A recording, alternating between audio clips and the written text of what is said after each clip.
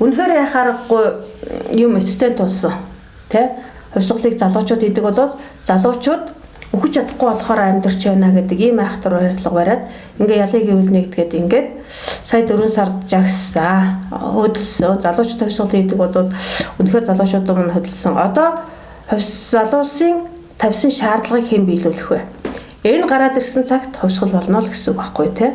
Одоо энэ тавьсан залуус бол тодорхой шаардлага тавьсан түүнийг биелүүлэх ямар ч боломж нөхцөл энэ засагт байхгүй нэ гэдэг маш тодорхой харагдсан. Угаасаа ноднгийн Монгол аврыг гэдэг жагсаал дээр ч гэсэн маш тодорхой харагдсан тий.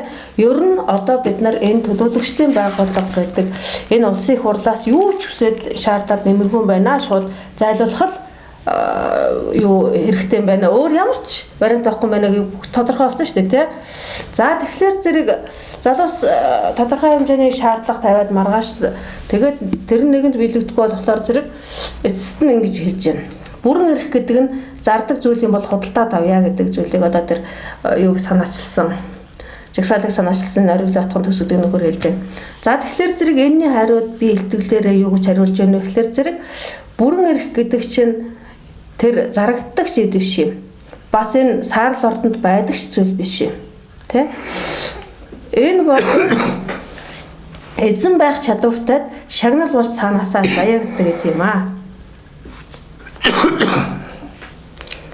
За тэгэхээр бүрэн эрх гэдэг юм чинь зарагддаг зүйл биш. Энэ саарл ордонд чинь байдаг зүйл биш. Энэ бол хэн эзэн байж чадж байгаа түүнд л шагнал болж цаанаасаа заяагдаг юм аа гэдэг зүйлийг хариулж байгаа юм. За тэгээд бас гуйж говшаад олдогч зүйл биш. Гуйдаад авдаг гэдэг юм. Чадж байгаа юм дарга байхгүй гэдэг тий. Толгойдны өмнө бүх хийлгээ тойгтныг өвдөг сөгдүүлээ тий. Тэгээд чадж байгаа юм дарга байхгүй гэдэг Монголын байтугай дэлхийг засах тэг чадж байгаа хүнд сая тэр бүрэн эрх гэдэг юм чинь сая өөрөө ирдэг юм аа. Гэт за тэгвэл тэр бүрэн эрх тэр чадвар чинь толгойдны өмнө бүх хийлгдэг тойгтныг өвдөг сөгдүүлдэг тэр чадал хүчийг чинь яаж олж авдаг юм бэ гэдэг зүйлийг бас хэлээд бүр үлгэрлэж үзүүлэх гэж байгаа. Тэгэхээр тэрний юу гэхээр зэрэг хамгийн хүч толгойдны бүх тойгтныг сөгдүүлдэг хүч юунд байдаг гэхээр зэрэг энэ ертөнцид хамгийн том хүч нь тэнгэр уртын хүч байдаг тий. Тэнгэр уртын өмнө толгойд бүхэж тойгтон сөгддөг. За тэгвэл тэр тэнгэр уртын хүч юу байдаг юм бэ гэхээр зэрэг энерл хайрын хүч байдаг. За тэгвэл тэр энерл хайр гэдэг юм чинь хаанаас олддог юм бэ? Тэр энерл хайрын хүчийг хаанаас олддог юм бэ гэхээр зэрэг энэ болвол тэр байгальтаа байгаа тэр амьд байгалаас чинь олж авдаг. Тэр байгалыг хайрлаж байгаа. Тэр байгальд байгаа амьтаа бүхнийг хайрлаж байгаа. Тэр хайрын ундраг болсон нөгөө нэг өдөөгийн баясгалан гэдэг тэр өдөө нутгаас чинь олж авдаг юм аа. Тэр утгаараа тэр малчид бол бурхад юм аа буюу тэр утгаараа тэр энгийн малчин ард монголчууд их талааг шанахтай устай зөвлөхөс тийм зөвхөн монголчууд дэлхийн өмнөөс өгдөөс толгойдны бүхэлгэж тойгтныг сөгдүүлж ирсэн чинь тэр хүч чадал нь тэр байгальтаа байгаа юм. Тэр хайрын ундраг болсон тэр амьтаа бүхэн чинь амьд байгаль чинь тэр өдөр болгон гоёлоонд сольж өмсөж байдаг тэр их энзэрлж байдаг тэр үсгэлэн төгс байгаль чинь тэн дээр байгаа амьтан бүхэн чинь тэр хайрыг өгдөг юм а. Тэгэхээр бид нар эргээ тэр 13 дугаар зууны түүхийг давтъя гэвэл одоо яах нь тэр байгалыг идэж биш тэр байгальдаа гарч тэр хамгийн гол нь тэр байгаль чи өөрөө тэр их эрчмийг өгч ийна гэдэг чинь эргээд тэр байгалыг өөрийг нь хамгаалж чадах аварч чадах бүх юмыг тэр хүнд өгчлөө шүү дээ тийм биз дээ. Тэгэхээр тэр бүх хүч байгальдаа байгаад байгалаа хайрлаж чадсан тэр байгальдаа тэр хангалуун жаргалыг эдэлж чадсан тэр бүх жаргал цэнгэлээр өөрийгөө хөвчилж чадсан тэр бүхэн чинь эргээд тэр өөрийг нь хамгаалсан өөрийг нь юунд ч ялагдчихгүй тэр их асар их хэрчим хүчийг ингээд өгчлөө шүү дээ. Тэгэд өөрийгөө хамгаалах бүх юмыг байгаад өгч байгаа юм чинь тэр хүчээр очиод дэлхийг тохинулдаг тэр хүчээр очиод толгойдны бүхэлд тойгтныг сөгдүүлдэг юм а гэдгийг манай угаасаа монголчууд үе үеийн түүхээр харуулсан биз дээ. Тэгэхээр одоо бид нар тэр түүхийг л давтах хэрэгтэй болж байгаа биз дээ. Мөн үү? За одоо тэгвэл энэ яриаг орчиж цаашаа явах уу? За тэгэхээр зэрэг одоо яагаад бид нар тэр зүйлд зайлшгүй ирсэн бэ гэхээр зэрэг бүрэн эрхэн бүгд нь тараагаад өчгөө та нар дээрээ идэж жагаад бид нар доороо идэж жагаад амар сайхандаа жаргах уу гэдэг энэ оргил отхон төсөө одоо энэ залуучуудын жагсаалыг санаачилсан. Тэгэхээр зэрэг энэ бол Бид нар бол яах нь тэр эзэн сэтгэхүйд ингэдэг чинь тэр бүх чадвартай толгойдны бүхэлдэг тоогныг сүгдүүлдэг ялагдашгүй хүч чадлын туйлыг үзүүлж явдаг бол энэ нөхдүүд тэр нь байгалийн хайрлж хамгаалж тэнд байгальтай эдлэгч жаргал цэнгэлэн бүрэн эдлж жаргал цэнгэж чадсан тэр хүмүүс хийдэг ажил бол энэ нөхдүүд бол байгальтай эзэн байх сэтгэхүй огт байхгүй уралдаа хуваагаад идэх ёстой гэж идэж хоолтны сэтгэхүйт нь чинь угаасаа ингэж л асуудалд ханддаг. Энэ утгаараа бид нар тэр уламжлаасаа тасарсныхаа гагаар өнөөдөр залуучууд маань яг тэр идэж хоолны сэтгэхүйт нь тийм л болчихсон. Тэгэхээр зэрэг тэд нар хизээ нэгэн цагт өөрсдөө уралдаж идээд энэ их дэлхийгэн зүйл дуусгахаас хойш те одоо бид нар яаралтай энэ өвгжийн тэр агуу хүчийг болдог тэр амьд байгальтай гарах хэрэгтэй байна гэдэг зүйлийг хэлж байгаа. За тэгээд малчид бол оршихуйн эзэд. Малчид оршихуйн төлөө тэмцээ, өөрийнхөө төлөө тэмцэнэ гэдэг чинь оршихуйн төлөө тэмцэж байгаа. Тэгэхээр зэрэг оршихуйн төлөө тэмцээд хамгаалж чадна гэдэг чинь тэд нар нөгөө сүүлийн өмгдөр гэсэн дэлхийг аварч чадна. Тэгэхээр зэрэг малчид бол дэлхийг аврах эзэд нь юм аа. Тэгвэл цалингийн төлөөх тэмцэл чинь өнөөдрийг байгалыг сүйтгэсээр байжгаад өнөөдрийн сүрэл төрөсөн. Тэ? Тэгэхээр одоо энэ эргээд бид нар одоо энэ залуусын тэмцлэр ингэж асуудалд хандах юм бол өнөөдөр тэрний төлөө яваад сүрэл төрсөн дэлхийг улам хурдан сүрэлтэнд хүргэнэ гэсэн үг тий. Тэгээд дэлхий сүрэхэд бүгдээрээ сүрэх тул оршихуйн төлөө тэмцэж байгаа малчид бол хамгийн аврагч бурхад юм аа. Өнөөдөр малчид ялангуяа говийн малчид одоо юм эцэстэн туллаа. Одоо бид нар хөдөлгөөсөөр аргагүй боллоо гэд ингээд маргаашийн үед ирэх гэж байтал наа нь одоо зөвшөөрөл юм авах янз бүрийн ажил байгаа учраас ямар ч байсан хойшлж байгаа шиг байна. Тэгэхээр зэрэг миний хувьд энийг тэр ирэх гэж байгаа малчид зориулж тэр юм дээр тавья гэж яаж би ч бас хөдөө мал дээр дуудагдаад дум хүмгүй юм боллоо. Тэгэхээр зэрэг таныг одоо энэ оршихуйн төлөө тэмцэж байгаа энэ малчдыг дэмжиж тэгээд яг энэ утга санааг дахиад гаргаад одоо энэ зарилгын дор нэгдэх гээд байгаа энэ ард түмний тийм ээ одоо монголчууд зарилгын дор л нэгддэг. Тэгээд зарилэг нэгэн төрсэн бид нар хөдлөх цаг нь болчихсон. Одоо тэр юуны төлөө яаж хөдлөх үү гэдэг энэ хоёрыг холбох гол үүргийг таныг хүлээгээд тоцрох нь шүү гэж хэлээд байгаа байхгүй юу? Би одоо нэгэн даргагүй байдлаар одоо уулын энэ малчтын энэ юмыг тэгээд энэ бурхан багшийн дүүч өдөртөө холбогдуулаад ингээд би чухал гэж чухам тэнд аргагүй байгаа мал зүрх хамаг юм орхиод ирсэн боловч нөгөө нялх хүүхэдтэй нялх үйтэй охин дээр өндөр настай ээж энэ гурав дээр очихоос өөр аргагүй болоод ингээд маргааш явах гэж байгаа байхгүй юу? Тэгээд ингээд малчид ирэх гэж जैन тэгээд бид нар энэ оршихуйн төлөө яаж дэмжих үгээд ингээд нэгэн зарлиг авцсан юм чинь одоо бид нар хөдөлгөлтөөрөө угаасан цаг нь уулчихсан ингээд ингээд хөдөлж байгаа энэ залуучууд энэ нэмэргээд энэ тэмцэгчдийг энэ зүйлтэй уйлдуулаад тэгээд гол зангилаа юмыг таны гаргаасаа гэж энэ яриг хийж байгаа. Тэгээд миний гол ирсэн энэ нөгөө нэг бурхан багшийн дүүч өдөр зориулж ирсэн шүү дээ. Энэрл хайрыг түгээе. Тэгээ хамгийн тэгш энэрх бурхан багшийн үзэл онолоор хорвоо дэлхийг ховсхон өөрчлөё гэдэг ийм агуулгатайгаар тэр ганданд тэр дүүч өдөрт тэмцэж ирсэн тэр байхгүй юу. Тэгээ ганданд эхлүүлээ гэдэг нөгөө зөвшөөрөл нь авахгүй хөөцөлдөж сая нэг юм зөвшөөрөл аваа. Тэгээд яг 16 тэр өдөр чинь цагаан морь өдөр байсан. Тэгээ морин цагтаа сайхан эхлүүлсэн. Ягаад тэр заавал гандангийн урд талбайг сонгосон юм бэ гэхээр чинь зэрэг тэр маань өөрөө бидний ариуслын орон, ариун дэд шүтэний орон болцоологдсон. Тэр талбайгаас эхлэх нь зүйтэй юм аа гэд. Тэгээ тэр өдөр маань сайхан морь өдөр байж таарсан. Эхэлж байгаа цаг маань яг морин цагаа эхлэлээс ягаад яг бүтэн морин цагтаа байж таарсан.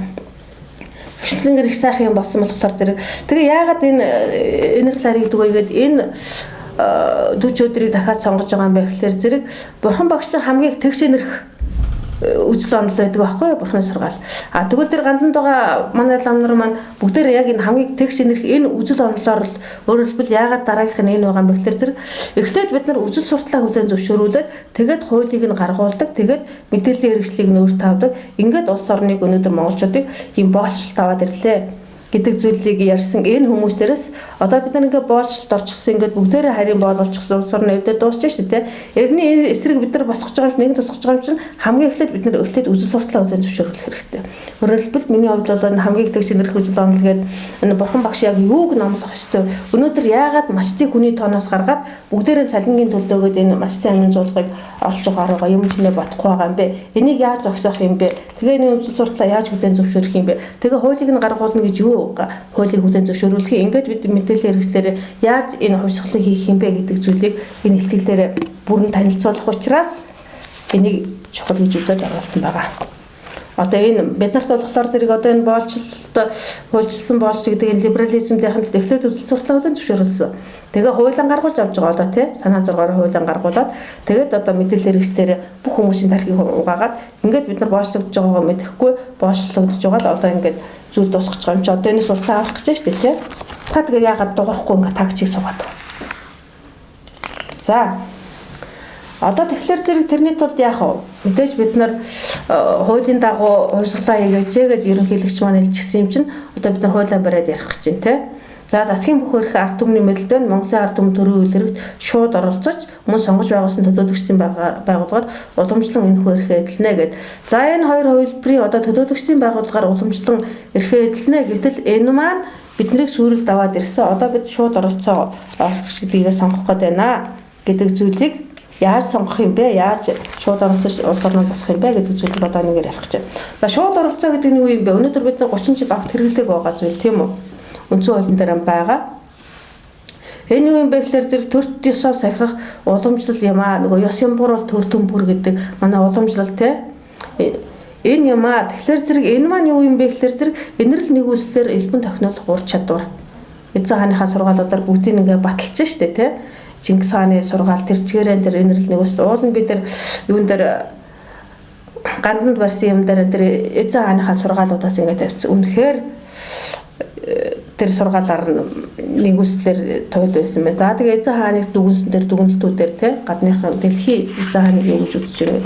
За ингээд үнэхээр инэрл нэгүслэр элбэн тохиолдог байжээ. Гэтэл одоо өнөөдөр төлөөлөгчтэй байгууллага улсын их хурл нь юу юм бэ гэхээр зэрэг газрын баялагаар цалин тавих эрх үүргийг өгчихсөн л хүмүүс ард түмэн те. За тэгэхээр энэ дээрээс одоо нөгөө энэ зүйл чи харагдаж байгаа. Энэ инэрл хайрыг түгээгээд бурхан багш үзэл хамгийн тэгшэрнэр үзэл онолтой буддистууд гэж байгаа. Тэгтэл энэ тэр мачтыг тэгш инэрх мачтыг хүний тооноос гаргасч штэ. Тэгээ энэ мачтын амин зуулгыг тонон дээрэмдэх албан ёсны дээрмийн байгууллага улсын их хурл. Одоо энэ дээрмийн байгууллагыг байлгах уугүй юу гэдгийг бид нар хуралдана. Тийм биз? Яаваа таачаад дургуцаад байгаа юм уу яагаад байгаа юм гэдэггүй суугаад байгаа. Би наад өгсөн тэгэд юу яаж яриаг оруулах юм? За яамаар байна уу тэгээд? Үгүй яг хэлдэг. Ярьж л хэлдэг гэж. Тий. За. За тэгээд энэ таныг элзэмгч хүн байгалийн эсрэг чиглэсэн гэмт хэрэг энд бүхний дээрээ дээдлэн сахих хууль болон баталгааждаг. Улсын их хурлд. За одоо бид нэр улсын хурлыг байлгах уугүй юу гэдгийг нийтээр хэлцэх гэдэг шүү дээ тий. За тэгээд талаар улсын хурлаас гардаг хууль нь юу вэ гэхээр зэрэг хүн байгалийн эсрэг үгссэн боолуудын хувь л та. Мөн биз? За энийг өнөөдөр би хэлээд байгаа юм уу юу юм гэхээр зэрэг Монголын ард түмэн энийг аль хэдийнээс ярьсан. Тухайлбал одоо энэ 90 цагийн дуудлагаас нэг баяр хөөр ярьсан мерсэр өгнүүдийг бас энд оруулсан байгаа. Энэ төр засагч ямар ч эрх мэдлгүй зүгээр л татврын алба юм. Харийнхны гар хөлүүлсэн боолууд юм а гэдгийг хангалттай ярьсан. Энэ засгийн газар нь татврын байр загшаас ерөнхий сайд хүртэл эрэмблэгдсэн эдийн засгийн дотоодын алуурчд юм а гэдэг зүйлийг те. За тэгэхээр энийг бол ард түмэн аль хэдийн тодорхой мэдсэ ярьсан. Ямар ч ярьсан одоо л ярьсараа байгаа. Бидний төр хүйс нэрлдэг тоглоом засгийн газар бол битүү их захгүй хэрвэл тал тоосны төлөө шүүх цагдаа болсон үдэ ухаас буцахгүй тэмцэл. Тэгэхээр зэрэг энэ төр биш зүгээр ийм адгийн тал тоосны төлөө хэрүүл тэмцэл энэ хотоор дүр яваад байгаа машин чинь яг үн чанартай тал тоосны төлөө хэрүүл цагдаа болсон ийм хогийн юм байгаа шүү дээ. Төр биш ямар ч нэртэй. Энийг ард түмэн маань ухааруулаад синхруулаад ард түмэн сэрээс ихэрэд ингээд яриад өдийжл болсон юм чинь одоо энэ язороосоо ялсан ганц үлэгдэл байхгүй болоход бэлэн ботсон зүйл гэсэн үг байхгүй юу? За тэгэхээр зэрэг одоо бид нар асуудлыг яаж шийдэх вэ гэхээр зэрэг асуудлыг үүсгэсэн тарихаар уг асуудлыг шийдэхгүй тэзэж үзэхгүй түүнээс давсан тарихаар шийднэ гэдэг Эйнштейн үг. За тэгвэл эн чинь нөгөө нэг одоо бид нар төр гэж нэрлэдэг байгаа энэ битүү их захгүй хэрвэл тал тоосны төлөө шүүх цагдаа бас нүдэ авахаас буцахгүй энэ тэмцэл чинь нөгөө хүн төрлөختний бодож олсон хамгийн сайн хувилбар нь үстэй төрийн төлөө тий. Тэгэхээр зэрэг энэ хүн төрлөختний тарихаар бол энийг хэзээ шийдэхгүй түүнээс давсан тарихаар буюу хөх монголчуудын тарихаар шийдэх нэ тийм үү. Энэ үнийг Эйнштейн хэлээд дахиад гээгэл хүн төрлөختний түүхт орноос эхэлдэг монголчуудаас эхэлдэг учир нь тэнд төр байсан юм. Төрөө зогсуулж байж сая зон олон ард түмэн болдог түүхөөж бүтээдэг гэдэг. За тэгвэл энэ одооны энэ асуудлыг энэ хүн төрлөختний бодож олсон энэ юугаар хэзээ шийдэхгүй нэ. зөвхөн монголчууд бид нар шийдэх юм байна. Өөрөөр хэлбэл гэдэг зүйлийг ингээ хангалттай ярьсан байгаа. Одоо тэгээд яаж шийдэх юм бэ гэхээр зэрэг монголчууд ийм гомдлын төвшөнд нь шийддэг. Тэгэхээр гомдлын төвшөнд нь язгуур монгол хүн шиг ярья гэдэг зүйл. Одоо бид нар жинхэнэ нэг ард түмний хуралдаагаа ихнэ шүү дээ. Одоо энэ их хурлыг бол ерөөсөө юм гэж үзэхгүй нэ шүү дээ. Энэ бол боолуудын хувилдаа юм аа. Энэ бол одоо маштай амин зулгыг дээрмийн байгууллага та нар энэ мачтыг тонн дээрэмдэж миний цалин тавиад гэдэг ингээд тохон тамилчихсан энэ байгууллага байх уугүй юу гэдгийг л ард нийтээр хэлцгэнэ. Энд ямар ч их хурлынхантай юу яах юм байхгүй тэдний зөвшөөрөл эдний аясаар юу ч хийгдэхгүй. Ард түмэн өөрсдийнхөө хуралдаагаар өөртөө шал өөр юм ярих нь. Монголчуудын ухаанаар юм яригдахгүй бол дэлхийн өндөр түвшний ухаанаар одоо энэ хуулинд тааруулж, уялдуулж гэх юм угаасаа байхгүй л гэдгийг би гол хэлэх гээд байгаа. За тэгээд яах вэ гэхлээр за малчид бол бусдуудын хувьд бурхад юм аа гэдэг зүйлийг одоо энэ баяр хуугаас хэлсэн та бүхэн бол энийг тайлбарлаж олон гаруй нэвтрүүлэг хийсэн байгаа тийм. Яагаад малчид бусдуудын хувьд бурхад юм бэ гэдэг.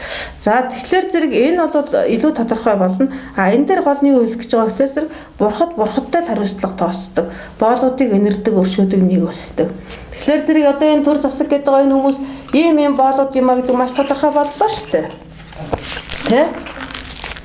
Энэ биднэрт ажлын байр гаргаа ингээд үндсэн хуулиараа ингээд хэлсэн боолууд юм а хэн өнгөд боол гэдэг одоо ингээд нийтээр хүн байгалийн эсрэг чиглэсэн гэмт хэргийг хууль болгодог энэ боолуудын хувь хэл юм а гэдэг хэн өнгөө ингээд хэлчихсэн. Тэгэхээр зэрэг энэ боолуудтай миний хувьд ярих юм юу ч байхгүй гэдэг утгаараа энэ засгийн газар улсын хурал би хизээч хандахгүй миний үндсэн баримтал тэргээд хүнтэй тарахгүй яваад байдгийн учир нь тэр би энэ бурхны оронд бурхан болоод тагигдж байгаа энэ гандантай л учраа олно. Эднэртэй л хариуцлага тоосно гэж яриад байгаа нь тэр яагаад гэвэл зэрэг эн чинь ингэж байна шүү дээ. Одоо энэ гантын хийдийн хувьд энэр цаарыг түгээгээд ингээд энэ буйны сар болгоод зарлчлаа шүү дээ тийм. Бурхан багш өдөөчөдөр буйныг тэгш хотолцуулган болгоно гэд хамгийн тэгш өнөрөх энэ үзэл онолыг л дэлгэрүүлнэ гэдэг өөртөө ч ашгүй яриад байгаа байхгүй юу. Тэгтэл энэ улсын хурал засгийн газар чинь өөрсдөө тэр малчтыг хүний тооноос гаргаад малчтыг дээрэмдээд надад цалин олгоод миний халамжийг дээшлүүлээд гэдэг захиалгаар байгуулсан байгуулга байхгүй ард түмний. Тэгэхээр зэрэг одоо энэ тэгшинэр хүсэл онолыг түгээх ёстой та нар яагаад ийм хүмүүс зөв замыг зааж өгөхгүй байгаа юм бэ гэдэг хариуцлагыг асуух гээд байгаа. Энэ хүмүүс чинь буруу зөв мэдгүй та нар зөвийг зааж өгөх ёстой гэдэг үүднээс төрийн шашин болгоод ингээд өргөмжилж гисэн дээдлж гисэн байна. Тэгэхээр зэрэг одоо та нар энд ямар хариуцлагатай байх ёстой юм бэ гэдэг хариуцлагыг асуух гээд байгаа юм гол нь. Тэрний үеэр зэрэг лам ховргуудын үндсэн үүрэг ерөөсөө нэг л үүрэгтэй. Буйныг хотолцуулган болох нүглийг цэвэрлэдэг. Буйн нүглийн зааж залуурдаад нүглөөс хол яваарай гэдэг зүйлийг л зааж захиж сургадаг. Тийм л үүрэгтэй. Бусдаар бол би энэ засгийн үйлдэнд оролцоод гэсэн юм байна. Харин оролцохгүй байх үүрэгтэй үндсэн хуулиар. Гэхмэчлэнгээр ингээ ярил. За тэгэхээр зэрэг зам нарын үндсэн үүрэг 10 цагаан буян энэ юм аа. 10 цагаан буйныг ингэж үлдээрээ. Энийн үрдэнд ийм сайхан жаргана гэдэг зүйлийг л ард түмэнд хэлчих ёстой. За тэгвэл 10 цагаан буйнаа өнөөдөр тэгж хэлж яасан бол буйнаа ард түмэн үйлдсэн бол өнөөдөр бүгдээрээ аз жаргалаар цалигсан амгалан их төр засагтай элбэг хангалуун сайхан амьдрах байсан тийм үү. Тэгэхээр зэрэг эднэр 10 цагаан буян гэж юу хэлв тэр буйны номлоо яав гэдэг зүйл хариуцлага асуух гэдэг шүү дээ. За тэгвэл 10 цагаан буян гэж юу байдаг юм бэ гэвэл зөв үзэл байдаг. Ерөөсөө зөв үзэл юм а гэд ном дээр 10 хар нүгэлэхлээр 10 болгоо заашдаг. Тэгээд 10 цагаан буйн энэний яг эсрэг зүйлүүд байдаг юм а гэд ингээд хүн өөрөө тэрнийхээ эсрэг нь юу вэ гэдэг ингээд бодоод гаргаад ирдэг. Тэгэхээр зөв үзэл гэхлээр зэрэг хамгийн гол нь одоо энэ нөгөө юутай яг би яагаад тэр хүний 90 цагийн дуудлагын 3 миний хувьд гуутай бурхад болцохоор тэднийг хамгийн дөрөнд өмнө залаад ингээд хүмүүс энэ одоо цалмгийн 3 бурхан гэдэг ингээд янз бүрээр хэлүүлээ тэр 3-ыг яриад байдаг юм бэ гэхээр зэрэг эхлээд үзэл суртлаа хүлээн зөвшөөрүүл гэдэг юм байгааз тэр шиг яг бурхан багш ялгаагүй бурханы сургаал ялгаагүй хамгийн гол нь зөв үзэлтэй байх юм бол бус зүйлүүд хуулийн зөв болоо явждаг. Тэгээд бусд юм нь үйл ажиллагаа бүх юм зөв болдог. Тэмүүлэн зөв болдог. Ингээд хөгжлийн 8 зөв болоо явдаг. Тэгэхээр зэрэг зөв үзэл нь хамгийн гол юм аа. За зөв үзэл нь юу юм бэ гэхээр зэрэг агуу үзэл юм аа. Гүн үзэл юм аа гэдэг ингээд. За тэгэхээр зэрэг агуу үзэлтэй бай гэдэг чинь агуу үзэл нь юу юм бэ? Яагаад өнөөдөр бид нар энэ үзлийг 10 цагаан буян хийгдээгүй учраас энэ зовлон үүсээд байна вэ гэхээр зэрэг энэ мөнгө тэнгэрт монголчууд хүн төрөлхтнийг аврах цаг нэрлэлээ гэдэг ингээд 10 оноос ингээд одоо энэ нэрэн цагийн дуудлага энэнгээр уриатай ингээд дэлхийн ертөнцийн өнөөдөр ямар байдал дээр юунаас болов яаж аврах уу ямар замаар аврах уу гэдэг ингээд нөгөө лам нарын чинь номлох ёстой энэ хүмүүс чинь номлоод байна энэ утгаараа энэ 3 миний хувьд бол одоо ёстой гуутай бурхан болоод ингэхээс өөр аргагүй ийм хүмүүс юм аа гэдэг ингээд энэ хүмүүсийн онголнолгоо за тэгээд энэ жавхлан тулгаа гэх мэт улсуудын чинь ороод мандуулах туг нь юм аа гэдэг ингээд яваад хийгээд юм а хийгээд ирсэн гэсэн. Тэгэхээр Монголын мандуулын энэ одоо 11 онд 11 онд ингэж ирсэн бол нодны 21 онд Монголын мандуулын Монголын аврыг гэдэг нөгөө жавхлан чинь бас л ингээд ард түмж 10 цагаан буйнаа хийгээд байна. Аруулангийн хийгээд байна. Лам нар та нар хоцроод байна. Та нартай ард түмж хизээд хариуцлага тооцох гээд байна. Та нар эрт ороо хизээ нэгэн цагт Монголд ороодох хизээ та нар дээр бүх ял ирэх учраас эртхэн сэхэрээ сэхэдэг гэгээдэ улсууд нь эртхэн ард түмнийхэн талд орохгүй бол та нар чирэгдээд байна. Ард түмч бүх юма хийжлээгээд түрүүн тэгээ та хэрэгчнээ сайхан ярьлаа шүү дээ тий. Бүх юм хийгдсэн байна. Одоо ганцхан та нар нүгэл буйнаа зөөр номлоод өгөөч гэд миний яваад энэ очирна дээр ойлгож байна. За тэгэхээр зэрэг энэ довтлон эрх зэргийн арим хоригдуулдаг цаг нэрсэн үзэл санааг хорж болдоггүй. Одоо бол энэ цаг нэрсэн үзэл нь Монгол дэлхийг аварна гэдэг бүх юмар ан тодорхой. Ялангуяа монголчууд одоо ялангуяа хүн төрөлхтөн дэлхийг аврахгүй бол одоо эвдээд байж болохгүй гэдэг. Дэлхийн нийтээр дэлхийг аврая гэдэг үзэл санаа гараад ирсэн байхад дамнар минь та нар минь одоо энэ 10 цагаан буян шиг хамгийн аврах үзэл санаа байх юм шүү. Хамгийн ингэж аврах юм шүү гэдэг номоо номлогч нь ороотой байна гэдэг зүйлийг хэлээд байгаа. За тэгээд одоо бид нар юунаас дэлхийн ертөнцийн хүндрэлт монголчууд мөнгө тэнгэрт монголчууд хүндрэлт юунаас авах юм бэ? Тэгэхээр зэрэг мэдээж буруу үзэл 10 ар нүглээс буюу буруу үзлээс 10 ар нүглэг чинь дахиад нэг үзэл санаа хэрэгжиж байна. Үзэл санаа л буруу бол өөрсдийнхөө нөрөө хууль гаргуулдаг. Тэгээд улсыг бүгдийг хуу хамааг үзэл санаагаа хүлээн зөвшөөрүүлээ гэдэг эрен цагийн дуудлага яриад байдаг чинь тэр ахгүй юу? Тийм учраас би ламтай холбож яриад бурхан болгож тэр гурыг дахиад эдгээр учир нь тэр зөвшөөрч байна уу? Үгүй зөвшөөрөхгүй юм байна уу? Би зөвшөөрөх хамаахгүй. Би сонсох үүрэгтэй ямар нэгэн юм болох юм бол асуудал авах үүрэгтэй. За, асуудал авах юм гараагүй нөө. За, тэгээд буруу үзэл нь юу юм бэ гэхээр зэрэг нөгөө жижиг үзэл, хувийн хичээх үзэл, атгах үзэл богино бол өнөөдөр арга цаас намдаггийн даваа гэдэг жижиг богинохон бодол шүү. Нөгөөх нь жачмын даваа агуу үзэл шүү. Ихэд зааны нөгөө за тэгээ хувийн хичээх нь яагаад аюултай юм бэ? Яагаад буруу юм бэ? Яагаад нүгэл юм бэ? Гэхлээр зэрэг үүлийн өрөө хуулиндаараа ингээд бүр тодорхой заачихсан. Башир зусар болдгийм аа. Тухайн үнэн. Мөн үү? За тэгээд нөгөө монголчууд чинь бүгдийн долоогш долдоо болгоод ингээд дураараа дөргиж штэ тийм үү? За тэгэхээр хувийн хичээсэн үе ийм арчаагүй дорой болдгийм аа. За хоёрдугаарт ийм хүмүүс энэ нийгэм дүүрхээр яадаг юм бэ гэхээр зэрэг ариун гэгээ эрхэн бүхний их ундраг таслана. Бүх зүйл уруугаар ирнэ. Тэгэхээр ариун гэгээ эрхэн бүхний их ундраг таслана гэдэг чинь байгальж байхгүй болгоно. Хүмүүсийн тэр нандин явдаг дотоод сайн сайхан чанар бүхэн байхгүй болно. Тэгээд долоогч долдоо хийгээснийг хийж яадаг тийм сул дорой болдгийн шүү. Тийм учраас хувийн хичээх байж болохгүй юм шүү гэдгийг л анхааруулсан байна. Тэгээ бүх зүйл руугаар ирнэ. Хөгжнөгээд явах тусмаа мөхдөг юм шүү. Баяжнэгээд явах тусмаа хоосордог юм шүү. Ингэснээр хүч чадлыг олчно гэх тусмаа сул дорой болдгийн шүү. Ягаад гэвэл хувийн хичээх гэдэг чинь ийм аюултай учраас энэ үслийг хизээч нүгэл юм шүү цэрлэх ёстой гэдэг байхгүй юу? Тэгэхээр өнөөдөр төрийн үйлээр ямар бодлоготой байгаа вэ? Хувийн хөвшлийг дэмжинэ гэж байгаа тийм үү? Энэ төрийг яах гэж байгуулсан бэлээ? Надад ашигтай хууль санаачил гэж гаргасан мөн үү? Тэ? Тэгтлээ зэн хаа юу гэсэн? Тэгж өөртөө ашигтай хууль санаачлах юм бол зовлон цаглашгүй дунаа шүү. Тийм учраас хуучныгийн хууль болгоорой, өвгдийн үг болгоорой. Би хэзээч өөртөө ашигтай хууль санаачлаагүй юм шүү, тэ. Ингээд галсан зовхын цагтаа энэ хууль тогтоох байгууллага байж болохгүй юм шүү гэдэг үгийг хэлээд байна шүү дээ. Одоо ингээд галсан зовхын цагтаа намайг дуудахад хүрвэл хуучныгийн хууль болгоорой, өвгдийн үг болгоорой. Тэгэхээр та одоо залуус хүүхдүүдтэй одоо энэ тэмцэж байгаа хүмүүстэй хандаад гол нь юу хэлэх нь вэ? За энэ улсын хурал гэдэг чинь ийм учраас байж боломгүй байгууллага учраас улсын хурлынхантаа ч хэлэх нь бүгдэнд нь хэлэх нь те.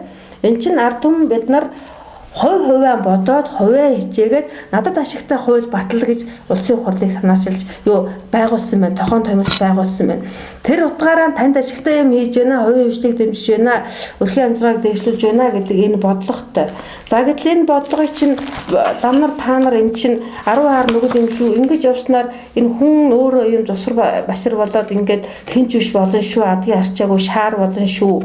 Энэ байгаль дэлхий чинь ингээд сайн сайхан бүхэн барагдаа шахуугтаад хогнош суугаацаар дүүрх юм шүү гэдэг зүйлийг Бурхны номч нь хэлсэн байна, тийм үү? За тэгээд хөгжингээд явах тусмаа мөх юм шүү гэдэг зүйлийг Бурхан багш тэр үйл өөрийн сургаалт чинь заасан байна. Та нар төрийн шашны үүрэгтэй хүмүүс, тийм үү? Тэгэхээр зэрэг та нар энэ төрд зөв замыг заах ёстой. Зөв зам нь юу юм бэ гэвэл ард түмэн чинь та нараас илүү энэ 10 цагаан буян чинь энэ агуу үзэл юм зөв үзэл юм гэд ингээд заачихсан. Тэгээ агуу үзэл гэдэг хамаг амтныг аварна гэд яаж аврах вэ гэдэг ухаанаа та нарт дэлгэрүүлэх ёстой байсан байна, тийм үү? Гэтэл энэ ард түмэн чинь хүн төрөлхтнийг монголчууд бид нар аварнаа. Монголоо аварья, газар дэлхийг аварья гэд ингээд хөдөлсөн байна. Та нар ингэж авардаг юм энэ бүгдээр агуу үзэлтэй байх юм бол ингэж манддаг юм гэдэг номоо номлосон байсан бол 10 он энэ 90 цагийн дуудлагыг дагаад энэ жавхлан эднэрийг дагаад ард түмэн чинь хөдлөх байсан. Хөдөлсөн бол өнөөдөр бид нар ийм арчаагүй байдал байх байсан уу гэдгийг асуугаад тийм учраас та нар одоо энэ улсын хурлыг энэ хууль тогтоодог энэ байгууллага байх ёстой юу үгүй юу гэдэг дээр та нар ямар байр суурьтай байна. Эзэн хааныхаа сургаалаар ингээд эргээд харж байхад яагаад ч хууль тогтоох байгууллага байх болохгүй зүйл байна, тийм үү? Ягдгүйл эзэн хаа маань хуучныгийн хууль болгоо, өвгдийг өв болгоо гэсэн байна. Өөртөө ашигтай хууль битгий санаачлаарай гэсэн байна. Хамгийн дээд ариун ёсыг сахиж байхад ийм сайн сайхан байдгийн шүү гэдэг зүйлийг л хэлсэн байх шүү дээ. Танай Бурхны номд ч гэсэн тэгсэн байх шүү дээ. Тэгтэл та нар яагаад энэ харгас хуулийг тэгтэл танай Бурхны номд бүгдийг тэгш энэрх зүйл заалттай байна шүү дээ, тийм үү? Энэрл хайрыг түгээе гэж та нар одоо ингэж хайрлаж байгаа бол хамгийн тэгш энэрх үзэл онол нь Бурхан багшийн үзэл бол та нар эднийг дэлгэрүүлэх ёстой бол энэ улсын хурал гэдэг одоогийн энэ засгийн газар энэ төлөөлөгчдийн байгууллага энэ юм чинь тэгш энэрх үзэл онолоос чинь яг тэс эсрэгээр юм байна. Энэ тэнд байгаа малчин ардыг хүний тооноос гаргаж байна. Энд байгаа ажилчин ардыг хуурч мэхлэг бүхнийг хийж гүйцэтгэж байна. За тэгээд энэ хүн байгалийн эсрэг гэмт хэрэг бүхнийг хууль болгож бүх хүмүүс сахин мөрдүүлж байна. Ийм аимшигтай гэмт хэргийг та нар яагаад энэ нүгэл юм гэдгийг ард түмэн төмөө олон энэ засаг дэргүүлж байгаа энэ бүх хүмүүст яагаад хэлэхгүй байгаа юм бэ? Энэ чинь нүгэл биш юм уу гэдэг зүйлийг асуух нь мөн үү? Тэгээд ингэсэн цагт юу болох гэдэг нь вэ гэхээр зэрэг энэ үзэл санаагаа л хүлээн зөвшөөрүүлж өгөхөд зөв хууль нь гарч ирнэ гэдэг энэ технологи харагдаад байгаа байхгүй юу? Үзэл суртлаа эхлээд хүлээн зөвшөөрлөх. Хэрвээ бид нарт энэ дэлхийг аварна гэдэг эн чинь буян юм агуу үзэл юм юунаар Бурхны номоор юм бол 10 цагаан буян юм гэдэг юмыг лам нар энэ дээр оролцоотой хандах юм бол яах нь вэ? Монголчууд сая нэг зорилгын дор нэгдэж чадах нь шүү дээ. Дэлхийг аварья бид нар одоо. Ийм агуу юм гэдэг одоо нэг ард түмнээ сонсох хэмжээнд хүрэх гэдэг шүү дээ. Энэ хууль баталж байгаа нэртэй нэгэн хүн байгалийн эсрэг хувилдаан болгоныг ярьж байдаг. Энэ хүмүүсийг ерөөсөн сонсохгүй хэмжээнд төрнө. Энэ эдд ч гэсэн ийм ажил хийх шаардлагагүй байна гэдэг ойлгоно. Ард түмэн ч гэсэн энэ эддийг өөртөө нодон ашигтай хууль санаач гिचгээ нөгөөдөл нь тэрэн дээр нь дөрөлд өөртөө ашигтай хууль баталж байгаа ингээд бид нар гадныхны зарагдаад Монгол зарагдаад бүх юм зүйл дуусч байгаа ард түмэн ч ойлгоно, лам нарынхаа үгээр ч ойлгоно, бүх энэ ард түмнийхаа ч үгээр ойлгоно, Бурхны намаараа ч ойлгоно, эзэн хааныхаа сургаалаараа ч ойлгоно байгаа байдал бүх юмнаас ойлголт авангуудаа сая бид нар За энэ одоогийн энэ засаг чинь энэ хүн төрөлхтний энэ засгийг чинь энэ буруу засгийг бид нар ингэж л засах юм байна гэдэг тэр ухаарлалоо сахирлал болоод энэ эгэмитийн хүмүүсийг сонсох тэгээд тэрэн дээр ярилцах тэр нөхцөл нь бүрдэнэ гэж үзээд байгаа байхгүй юу. За тэгээ 10 хаар нүглээ 2 дугаарт нь хомхой сэтгэлийн нүглээд. Энэ юу вэ гэхээр зэрэг одоо нөгөө нэг ашигын төлөөх тэмцэл. Буюу энэ чинь энэ төр засаг чинь эхлээд яах нь хувийн хвшлийг дээшлүүл дэмжинэ гэдэг ингээд өрх хэмжээгээр дээшлүүлсэн тий. Тэгээд хамгийн гол нь төр засгийн бүх байгууллага ашигын төлөө ажилладаг. Ард түмэн өөртөө цалингааны мөлхийн төлөө тэмцдэг тийм үү? Энэ чинь хомголцод юм аа. Тэр ашигаар чи ханахгүй улам их ашигтай ажиллах гэдэг тий. 2 дугаар 10 хаар нүгэлжин хомхой сэтгэлийн нүгэл гэдэг чинь энэ ашигын төлөөх тэмцэл чинь аюултай юм шүү. Энийг бурхан багш хомхой сэтгэлийн хомголцохын нүгэл гэсэн шүү. Энийний үр нь яадаг вэ гэхээр зэрэг аливаад хүлэгдэх ба ханхаан болох. Энэ байгалийн бүх баялаг хашаанд авчраад овоолсон өөрийн хогшил болгоод хашаанд авуулсан ч гэсэн хандгүй юм. Харин тэрнтэй эргээ хүлэгдээ таашаач явж чадахгүй дээрээс нь өстөн дайсан чамайг авич отоод ингээд илүү аюултай зүйл болдгийн шүү гэдэг зүйлийг хэлээд байна шүү дээ. Тэгээ юм бүхэн хомсдно. Ингээд тэр байгалийн баялагийг хашаанд авуулснаар байгалийн баялаг хомсдод одоо сүрлэн бүх юм нөөцөн шавхагдаж байна тийм үү? Ийм аюул нүрлэнэ гэдгийг чинь хомголцох сэтгэл энэ хувийн хичээснээр буюу хувийн хвшлийг дэмжиж байгаа юм гэдэг чинь ийм аюул төрөд юм а гэдгийг бурхан багш намсан байхад зам нар яг энийг л хэлэх ёстой. Тийм учраас энэ аюулаас л сэрэмжлэх ёстой байхгүй юу? Энийг номлох ёстой. Тэгээд оюун санаач хомсдно, байгалийн баялагч хомсдно, бүх юм хомсдно. Ингээд ханахгүй ийм шунлын юугаараа эмнэлээд авилгачдын төрд ажиллаж байгаа хүмүүсийн шунлыг л хангаж чадахгүй болохоос доорлол гэдэг ингээд хүмүүс яриад байдаг шүү дээ. Тийм. Тэгэхээр зэрэг энүүнээс та нар сэргийлэх байх ёстой байсан. Гэтэл ягаад өөртөө ашигын байгууллага болцоход бид нар ингүүл ашигтай ажил, ингүүл ашиггүй ажил нэгээд ингээд мөнгөний төлөө яваад байгаа юм бэ гэдэг асуудал дахиад яригдэж байна те. За тэгээ 3 дугаар нь хорон станы нүгэл байдаг. За энэ нь юу вэ гэхээр зэрэг нэгэнтээ хувийн ажлыг ашигын төлөө явж байгаа юм чинь нэгнээсээ дээр гарах гэж үзнэ дээ. Өрсөлдөө зорьсон ажил хөдөлгөөнд тогтолцоо. Өрсөлдөгчд дураа сайжруулна гэдэг энэ төр засаг ард түмж үзээд байхад за наадах чи аюултай шүү. Наадах чи хорон станы нүгэл шүү. Яагаад аюултай вэ гэхээр ийм үр дүнд нь ийм үрдэг. Аюул цаг үргэлжт нь өрлөнө. Өвчин тахал гаслан гамшиг ихснэ. Ингээд над үйл өөрийн сургаал дээр заачихсан энэ номоо тайлбарлаад ингээд энэ ард засаг төргээд байгаа энэ хүмүүсийг за энэ төр засаг энэ ямар ч байгууллага ашигын төлөө явах нь аюултай юм аа. Хувийн хвшлийг дэмжих нь аюултай юм аа. Материалын эдийн төлөө явах нь аюултай юм аа гэж хэлэх ёстой байжээ. За энийг ингээд өнөөдөр нийгэмд ингэж гаргаж ирэх боломжтой юу? Ингээд за тийм байна гэд ийм эргэх боломжтой юу? Үгүй. За яагаад? Тийм бага. Та одоо ингэж над таны ярьснаас би одоо ойлгохдоо зам нар ухаарах нэ, шихэрх нэ. Мөн үү? За. Тэгээд ард түмнийг за төрөөс төрдүүд эдгээр шаардлага тавих хуулийн ч байхгүй, эрхийн ч байхгүй. За. Их хурлыг байхгүй зам нар ч мэдэхгүй. За энэ бол илүү. Харин зүгээр яг ард түмэнд зүгээр ухааруулцгаар урд нь ярьжсэн хүмүүсийн тэгээд энэ зам нарын ярьж байгаа дээрээс Монголын ард түмэн шихээрээд зөв чандар гарах юм байна гэсэн юм. Энэ бол миний хувьд бол юу түүхий. Түүхий. За. Одоохондоо нийгмийг яг энүүгээр хөдөлгөх оюун санааг нэг зүг рүү харуулах чиглэл ямар ч юм байхгүй. За. Одоо таны ярьж байгаа дээрээс оюун санааны үнэт зүйлс гэдэг мэн замын хийшин үг болох гэдэг байхгүй. Зам зүү хэлчүүд оюун санааны эв нэгд дээр хүрээд Монгол цаашаа явах нь.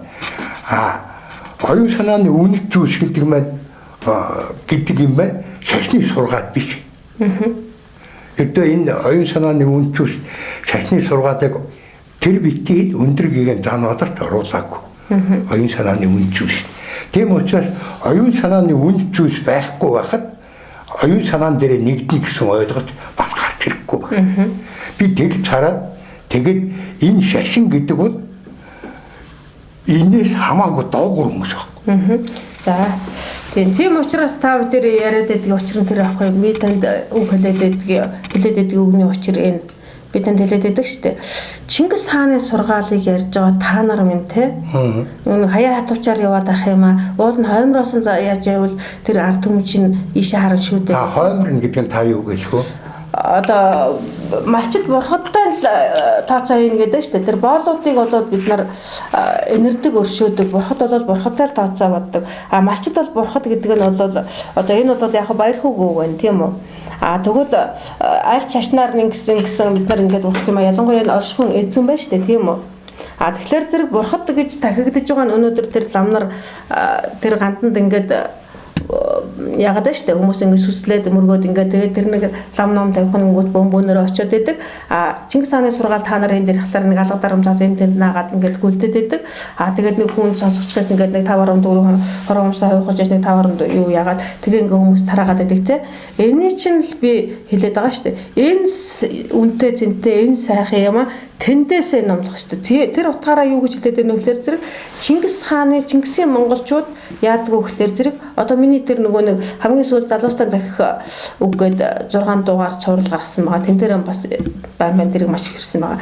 Нэгэнтээ монголчууд Чингисийн монголчууд тэр шашныг л номд нь оруулдаг. Шашныхантай л яриа хөлцөнд ордог.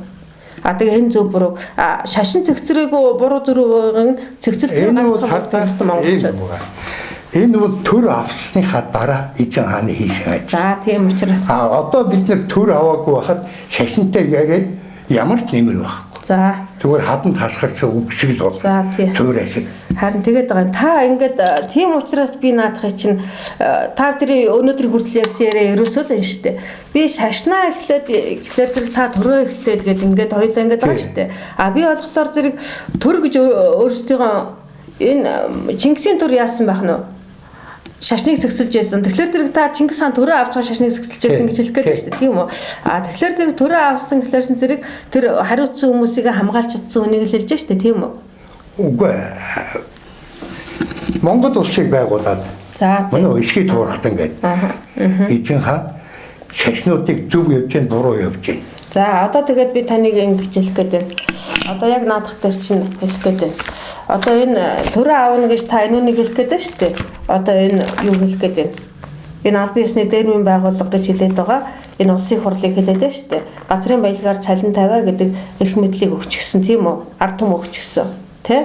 Тэгэхээр зэрэг ард түмэн хувиа хичээх үзлээр надад ашигтай хуулийг батлаа гэж энийг гаргасан тийм үү. Тэгэхээр зэрэг миний цалингийн өндөр байлга надад ашигтай хууль батлах эхлэрсэн зэрэг эзэн хаа яасан байх нь. Тэгж өөртөө ашигтай хууль би батлаагүй шүү, би зохиогоогүй шүү гэж байгаа шүү дээ. Би дээд ёсыг сахиулсан шүү гэсэн үг гэж би ойлгоод байгаа байхгүй юу? Уушны үгийг хууль болгоо гэдэг чинь тийм.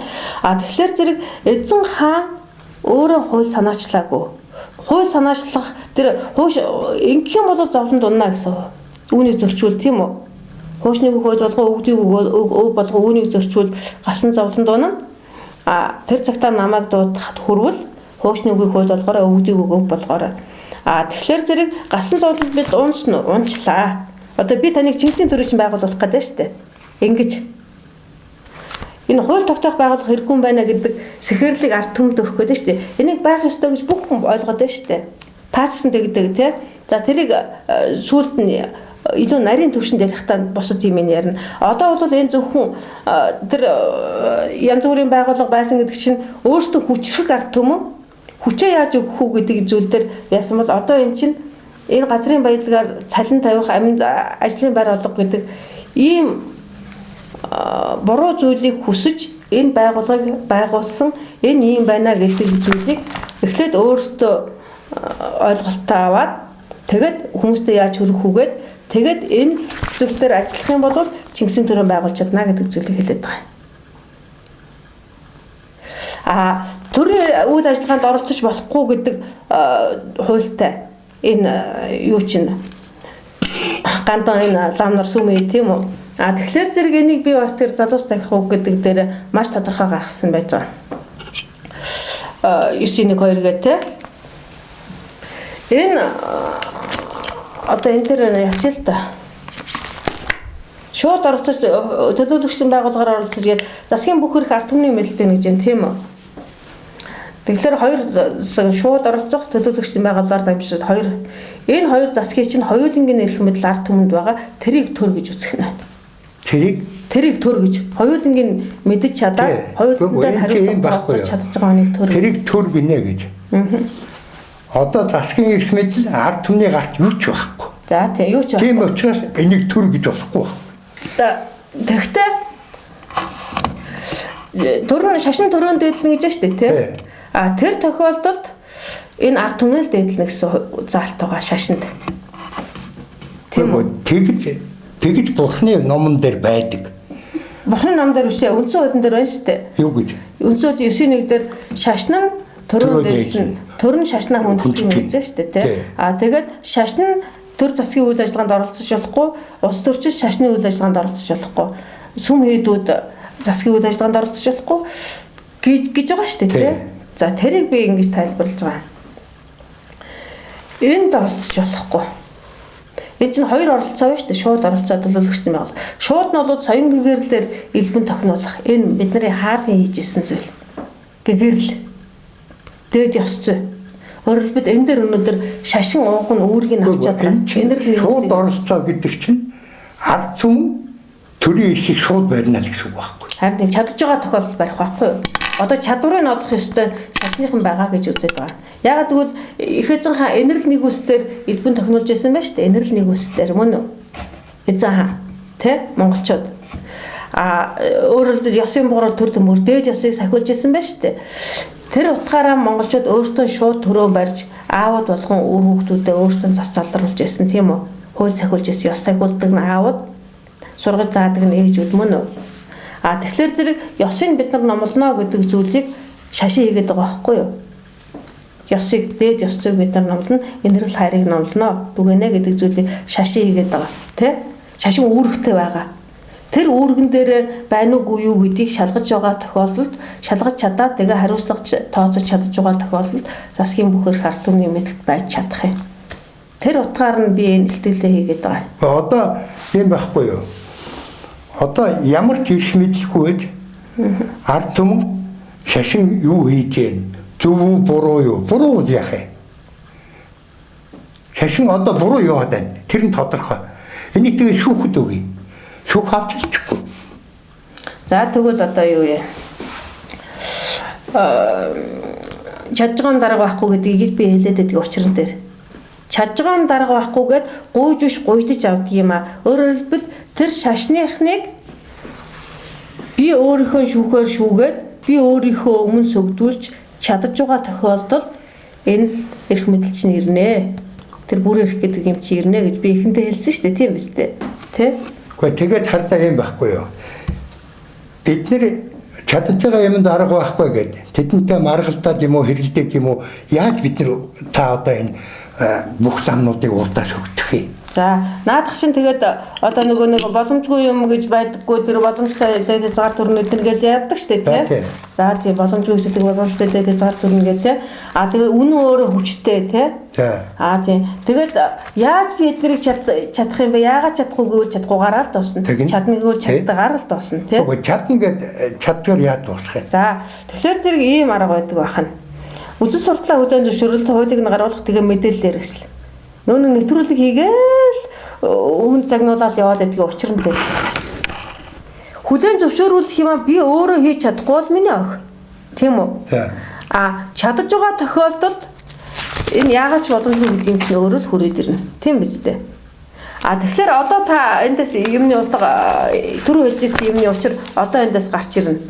Бүрэн эрх гэдэг чинь зарагддаг гэдэг юм шиг эзэн байж чадах чадвартанд шагнал болж ирдэг юм а. Гуйж говшиж олдог гэдэгч гуйдаж олдог гэдэг юм а. Өөрөөр хэлбэл тэнийг нь би үнэхээр чадж байгаа юм бол бүр эрх гэдэг чи ирнэ. Тэ? Тэрнийгээ би монголчууд үлгэрлэж чадсан шиг өнөөдөр хэн нэгэн үлгэрлэж чадах хэрэгтэй болоод байгаа байхгүй юу? Үлгэрлээд. Тэгээд өөрөөр хэлбэл өөрөө засан тохинох гэдэг юм чинь шууд орцоог чи өөрөө засан тохинох засаглал шүү дээ. Тийм үстэй. Төлөөлөгчдөн байгууллагууд чи хэн нэгэн бусдад дурддсан тэр чигээр бусдад дурддсан амьдрал шүү дээ. Чи надад сайхан хууль зохиог. Тийм байхгүй юу? Наад үндсэн хуулийн дээр маш их худлаа хэрэггүй байхгүй өмнөд байгаа. За. Шууд оролцоо гэж байхгүй. За. Тийм учраас зүгээр байхгүй учраас та нар шууд оролцож болох юм байна гэж үндсэн хуулийн дээр даасан байна гэж бид нэр 4-5 жилийн өмнөхээрээ шууд оролцоо юу вэ гэдгийг бүгдээрээ ойлгохгүй ирээд. За одоо харин тэгээ би ойлголтыг өгж байгаа байхгүй юу танд. За. Эзэн энэ ертөнцид хамгийн их том хүч энэрл хайрын хүч байдаг. Тэнгэр тэнгэр урахтын хүч байдаг. Тэр нь инэрл хайрын хүч байдаг тий. Инэрл хайрын хүч инэрл хайрыг хаанаас олж авдаг юм бэ гэхлээргээ тэгээ ингээ яриа эхэлсэн шүү дээ тий.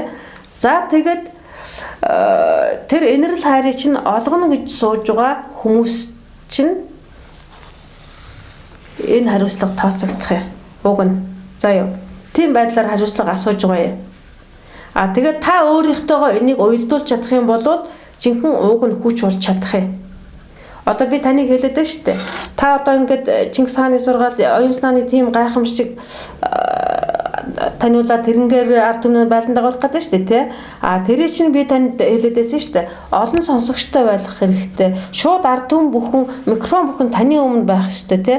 Тэр хэмжээнд би танд хүчээ өгөх гээд байгаамаа. Би танд хамгийн гол нь хүчээ өгөх гээд байгаа. Та миний энэ хүчийг ашиглаад ингээ гэдэг зүйлийг хэлээд тэгээ ингээд хоёр хүн эвтэ бодвол Батүр төмөр хүрэмэд 20 хүн өвгөө эвтэрхүү хүрэмэд гэдэг ингээд яриад байдаг шин тэр ахгүй юу.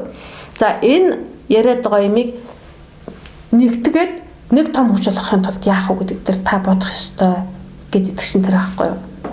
Тэгэхээр зэрэг энд бол ерөөсөл би одоо тэр нөгөө схем уулна үзүүлэл танд яриад байсан шүү дээ тий. Тэн дээр чи ингээ схемчтэй ингэсэн. За энэ шууд оролцоо гэдэг чи энэ инэрл хайр монголчууд энэ инэрл хайраар л илбэнд хөлж ирсэн. Соён гэгэрлэр л хувьсгал хийж ирсэн. Соён гэгэрлэр л болсон болж ирсэн. Соён гэгэрлийг хариуцсан улсууд нь юу хийх ёстой байсныг хийгээгүй нэ гэдгийг та мэдчихээд тэгээ энэ дээрээс тэр хэн бүхэн тодорхой шашин юу хийгээд юу хийх байгаа. Одоо тэгвэл яриагаа дуусгачих. Нэг өөр энийгээ дуусгачих. За одоо ингээд хорон санааны нүгэлгээд за энэ ингээд ийм нүгэл байдгаа гэдгийг хэлээгүй л өөртөө ч мэдэхгүй л байгаа байхгүй юу? Ашигын төлөө өөртөө ч яваад энэ санаагүй сануулж энэ яагаад гэвэл зэрэг тэр хөдөө гэдэг чинь өөрөө байгаль хүнд өөртөө юмыг өгөөд идэг гэдэг шүү дээ. Энэ чинь бол тэр өгөгдөл нь байхгүй нөгөө буруу энергитэй автчлаа шүү дээ. Тэгээд ингээд нөгөө уншаад байгаа ном нь гол хэлээд байгаа юмных нь ямар ч говьулсан ямар ч буруутгаар нь буруутгаад аваа биш болох байхгүй юу. Тэгэнтэл байх ёстой газараас лам нарын хамгийн гол байх ёстой газар бол аглаг. Хамгийн эхлээд энэ агуу үзэл гэдэг чи яах вэ? Аглагт байж энэ хамгийн аварна гэдэг юм чинь бодож боловсруулаад ийм юмнаас авах юм байна гэдэг зүйл нь гарч ирдэг байхгүй юу. Хувийн ачаасан энэ хот суурин газар байгаа тохиолдолд нөгөө намаа үдсэн ч гэсэн энэ хувийн ачаагийн чинь нүгэл юм байна. Энэ ингэснээр яваад би ийм өвгийн хоёр нүртэй башир тусар хачи юм болчиход тэгээ энэ мөнгө төгрөгөндөө ханахгүй ингээ яваад байдаг. Тэгснээр ингээд харин ч аюултай зүйл хийгээд идэх юм ба гэдгээ өөрөө ингээд нөгөө нэг тэр номынхаа ашиг шимийг хүртэж чадахгүй яг энэнгээр ингээ явчихж байгаа байхгүй юу. Тийм учраас хэн тэр өгөгдлөө бас анзаарч явах хэрэгтэй. За тэгээд одоо бид нар либерал үзэл гэдэг чинь өмчин либерал үзэл тулгаж энэ нөгөө нэг хэний үгээр боловсролтын үгээр хийсэн байгаа. Либерал үзэл гэдэг нь өмчтэй үжиж эрхчлөөтэй байна гэдэг үзэл байхгүй юу? Нөгөө хөдөлмөр бүх юмны чинь өр шим нь өмч гэж үздэг. Тэгээд хувийн хэмжээг дээдлэх хууль батлуулаад ингээ хувийн хэмжээг дээдлж байгаа ингээд энэ гадныхан Монгол эзэн суусан тэр бүх юмыг хамгаалаад манай энэ бүх хууль хүчнийхэн бүх ард түмэн бидний хүүхдүүд тэр нөгөө хүмүүсийн өмчийг хамгаалаад ингээд яг Монголынхаа эсрэг бүхнийг хийгээд байгаа шүү дээ. Энийг бол эрдэнэ цэгийн цагийн дуудлага маш гайхамшигтай ярьсан.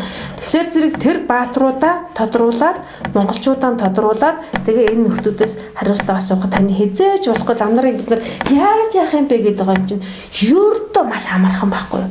Та хамгийн хэцүү гэж ойлгоод байгаа юм. Би бол хамгийн амархан гэж ойлгоод байгаа байхгүй юу? За тэгээ суртал ухуулга хийх замаар харийнхан Монголд эзэн суусан шиг бид нар тэр суртал ухуулгаараа эргээд алдагдсан бүх юм олоод авна. Тийм учраас та бидний хийсэн суртал ухуулга зүгээр ч нэг юм биш. Монголчуудынхаа хийсэн гаюул өгөөд ийцгсэн юм чинь. За тэгэхээр зэрэг одоо ингээд бид нар үзэл сурталаа ингээд бүлээн зөвшөөрүүлчихлээ шүү дээ. Энэ лам нар чинь 16 нүглээ 10 цагаан буйнаа номлоогүй юм байна шүү дээ. Гэлэлж шүү дээ. Номлосон бол энэ зөв үзэл чинь агуу үзэлгээд өнөөдрийн хүрэлтэй тэг аврыгээд монголчууд ингээд хөдлөөлөөсөн. Эдгээр чинь буйнаа хийжсэн юм биш үү? Та нар чинь нүгэл хийжсэн юм биш үү? Гэхдээ бид нар агуу үзлээ хөдлөөлж зөвшөөрвөл монголчууд дэлхийг аврах хурлаа хийж чадах байхгүй юу? Та хэцүүгээд ах юм. Үгүй. Наа чи миний тогтоомын дүрмэнд хамаарахгүй байгаа. Би өөрөө тогтоомын дүрмтэй юм. Гэхдээ яах вэ тэгээд тийм л санаа сэтлийг би бас танд өгөөд нь шүү дээ. Санаа аваагүйг нь санаа авахгүйдаа тэгээд би таныг хамгийн гол нь би танд хүчээ өгөөд байгаа юм шүү. Санаа аваад явах юм бол танд нэмэр юм шүү л гэдэг зүйлийг хэлээд байгаа шүү дээ. Ерөөсөө. Тэгэхээр зэрэг миний дүрэн бишээ гэдэг байхаас илүү ядч л нэг ингээд амнасаа гаргачихад л танд хүч өгөх байхгүй маш их хүч өгнө.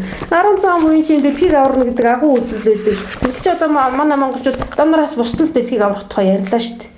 Дамнараас бусдал буянтай тэр нүгэлтэн биш шүү дээ. Тэгээд давтлын эрх зэргийн хариулж болдог цаг нарт үлснээ хурж одоо та нар бол бидний тал дорой тэр аврах юм аа яагаад биднийг шүтэж байсан чи өлзий болно шүү л гэж хэлчихэл болно шүү дээ. Та нар сэхэтээс самбаатал лам байдаг бол ер нь энэ талдаа гарч явахгүй бол байдал ер нь байгаа шүү та нарын талд шиг гэх юм.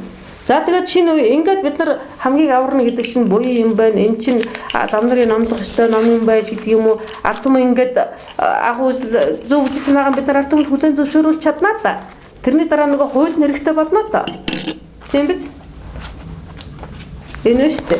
Эхлээд үзүүлсэн суртлаа хүлээн зөвшөөрүүлдэг. Тэгээ хуулиан гаргадаг. Тэгээ мэдээлэл хэрэгсдэг гартаа. Одоо бид нар ингээд 10 цагаан буян чинь дэлхийг аврах юм байна. Энэ бид нар чинь Монгол аврыг газар шуурга аврыг гэдэг энэ байгаа улсууд чинь буян тийм байна. Ард түмэн энийхэн дагсан цаг цаа ямар сайханаа жаргах юм байна. Энийг ламнуур хэлж чадаа хэлээгүйгээс болоод өнөөдөр ингээд сүрсэн юм байна. Гэх мэтлэнгээр ямар нэгэн байдлаар та нарыг дагая гэдэг байдал төрлөө шүү дээ. Эхлээд үзүүлснээгаа зөвхөн зөвшөөрүүлчихлээрсэн зэрэг зөв юм руу ард түмэн ийшээ яавал бид нар сайхан болох юм байна. Угаасаа хийгээд хийх ёстой буюу юм маань энэ юм байна гэдэг яслаа тэр дараагаар нь хууль гаргуулах хэрэгтэй болно тийм. За тэгэхээр шинэ үеийн үндсэн хууль бол хамгийн маш том үндсэн хууль юм шиг хозын зорилгогүй ойрын зулам унтахгүй гэдэг ингээд нодон жавхлан Монгол аврын үн дээр хэлсэн юунаас нь би нэг юм нэвтрүүлэг хийжээс отгой дээр шинэ үеийн үндсэн хууль хозын зорилгогүй ойрын зулам унтахгүй. За тэгэхээр зэрэг бид нар 10 цагаан буян чинь холыг зорил хамгийн аврахын төлөө зорил гэсэн байгаа шүү дээ. Ойрыг бодох юм бол ойрын зовлон мандахгүй гэж эзэн хайлсан шиг хувиа хичээснээр ийм хөгийн болно, ийм их зовлон туулна гэдээ бурхан багшилсан байна шүү дээ. За тэгэхээр зэрэг бид нар энэ юмн дээр бүгд үзэл санаа нэгдлээ мөн үү? За тэгээ энэ нэг үндсэн хуулиа болголоо гэж бодъё. Тэснэрээ төр гэж юу байх юм гэдэг асуудал яригдана да тийм. За тэгэхээр зэрэг энэ дээр бас манайхан одоо ч саягээ та хоёр маш хангалттай тодорхой ярьлаа. 10 жилийн өмнөөс бас маш тодорхой ярьж ирсэн.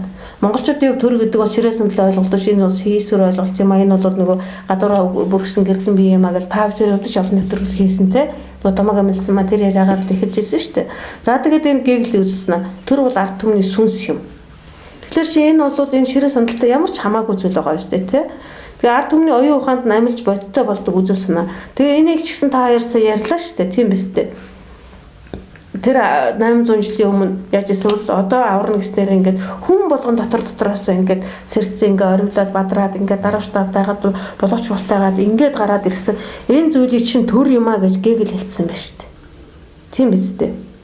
Тэгэхээр зэрэг төр гэж юу юм бэ? Ширээ сандал биш тэгээ юу юм бэ гэхээр зэрэг гарт баригдаж нүдэнд харагдахгүй ч ямар ч аюул саадыг давж чадах улс орныг бүрэн бүтэн амар тайван байлгадаг хүчин зүйл юм аа. Гэт ингээд үндэсний фронтод бид нар бас ингээд ярилцж байсан байх шигтэй. Ард түмэн яг энийг л ярьж байгаа төр гэдэг тийм үү? Тэгвэл бид нар яг ширээ сандалтай болсон цагаас аюул бүхэн би бас өөрөөр хэлбэл зэрэг цагдаа нөгөө өвчин зовлон эмнэлэг шорон гэдэг бүх юм чинь бий болсон шүү дээ. Тэгэхээр зэрэг тэр ширээ сандалгүй баашин савгүй байсан цагт төр байх нэ гэдэг зүйлийг эрт эдгөөгийн мэрэгд бүгд хэлсэн байна шүү дээ. Тийм биз дээ. Тэ? За тэгээ бурхан бүхэн бас энийг хэлчихсэн байна. Тэгэхээр шинэ зэрэг төр гэдэг ойлголтоо бас дахиад ингээд ийм юм а гэдэг юм өгнө шүү дээ. Тэгээ би яагаад зэрэг ороод байгаа юм бэ бол 800 жилийн өмнө энд амьдарч байсан монгол хүн шиг яг тиймэр бид нар сэтгэдэг. Тийм монгол учраас энэ аюултай байдлаас гаргаснаг олж хаах гэж боддог юм гээд. За энэ ингээд зөвхөн үндэсний фронт дээр бидний хийсэн нэвтрүүлгэлэхэд угаасаа одоо дараа нь мэдээлэл хэрэгслийн гартаа гэж байгаа шүү дээ тийм. Өөрөлдөл үзэл сурталын тэр юмараа ингээд нөгөө тарих угаалт гэж хэлэхэд муухай олчих байх та тийм. Соён гэр дээр ингээд автуулаад явчих юм. Тэр юм маань биднэрт байх ёстойг та бүхэн чи юун төлөө 7 жил уухгүй хийсэн нэвтрүүлэг өд орон нутгаар явж хийсэн нэвтрүүлэг ард түмэд энэ их орончид тэмцэгчдийн баруунж очиж хийсэн нэвтрүүлгүүд ээ шүү дээ тийм. Тэр чинь өнөөдрийн та бүхэн ярьж байгаагаас илүү төрийн тухай ойлголтыг, засгийн тухай ойлголтыг, нөгөөд үеийн тухай ойлголтыг маш нарийн өгчих нь. Бид нар харин тэрэнд яахын тулд одоо бид нар нийгмээ яаж сэрхийдэл нааш харуулах вэ гэдэг зүйл байгаа. Тэгэхээр одоо нэг дэлхийн дор нэг тийм чинь те За тэгээд одоо миний малчин гэдэг нэвтрүүлэг байгаа тий. Тэн дээр одоо жишээ нь энэ Хорсод цөхрөл болох уу 2008 оны 7 сарын 1 шиг эсвэл бүгдээрээ хэлэлцээд 2008 оны Олимпийн аварга төрсөн шиг болох уу гэдэг энэ сонголтын өмнө тулж ирчээд байна. Тэгээд Олимпийн аварга төрсөн сэтгэлгээр хандж чадах юм бол Монголоо биш дэлхийг төхөөрөх боломжтой юм а гэдэг одоо энэ баяр хүүгийн энэ дээрээс та бүхэн огцон баяр хөөргийг бий болгох юм. Тэрний тулд үзэл санааны гинтийн өөрчлөлтөнд орох юм. Үзэл санааны гинтийн өөрчлөлтөнд орно гэдэг нь юу байх вэ гэхээр зэрэг монголчууд дэлхийг аварна гэдэг нь туйлын үний юм а гэдгийг л хүн бүхэн бүх юугаар хөөж шалгаж үзээд гардлаан байхгүй тийм байх юм бол тэр чинь өөрөө дахиад маш их эрчим дагуулна да тий. Бүх юм өөрөө сайхан болох эрчим бий болно да. Бүхэн өнөөдрийг хүртэл бас хоримтлагдсан тэр их эрчим ба штэ. Бид нар ийм гэдэг ингээд саягийн таарь ярьсан тэр их оргилсон дор өрн оргилсон бэлээхэн байж байгаа юм дээр чинь одоо бид нар тал бүрээсээ хэлцэнгүүтээ ялангуяа бурхан ном гэсэн энэ бүх юмар ингээд яг тийм байна гэдг нь батлагдах юм бол маш их баяр хөөр болно да. За тэгээд ингээд тэр хэлцэх юм нь 6 сарын 22-нд Бурхан Халдуу улсын дээд цагаан арал дээр Монгол Түмний их хуралтай дээрээс зарлиг буугаад байна. Одоо энэ зарлагчин ч гэсэн та бидний түрүүнд уншдаг зарлагчин ч гэсэн эвлэлд нэгдэж эв санаа зөргөө нэгдэх цагт нь эвлэлд гэсэн зүйл хэлсэн байгаа шүү дээ, тийм үү? Энэ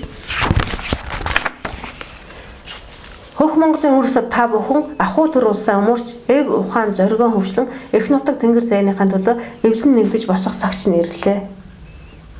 За ингээд энэ учир зүгээ бид нар ингэж маш тодорхой нэг санаа зорилгоор хамт хийсэн юм хамтдаа сайхан ингэ яах юм бол хүч нь хэд дахин их байх вэ та боддоо тэ тэр хэд дахин илүү хүч шин дахиад одоо яг ингэ зарлиг хүлээж аваад монголчууд зарлагын дорл нэгдэх ингээд асаад дөрвөлзээд ингээд ард түмний авирлах гээд ингээд хөдлөх гэж байгаа улсуудтайгаа нэгдэхлээрээ бүр ямар их хүч болох вэ?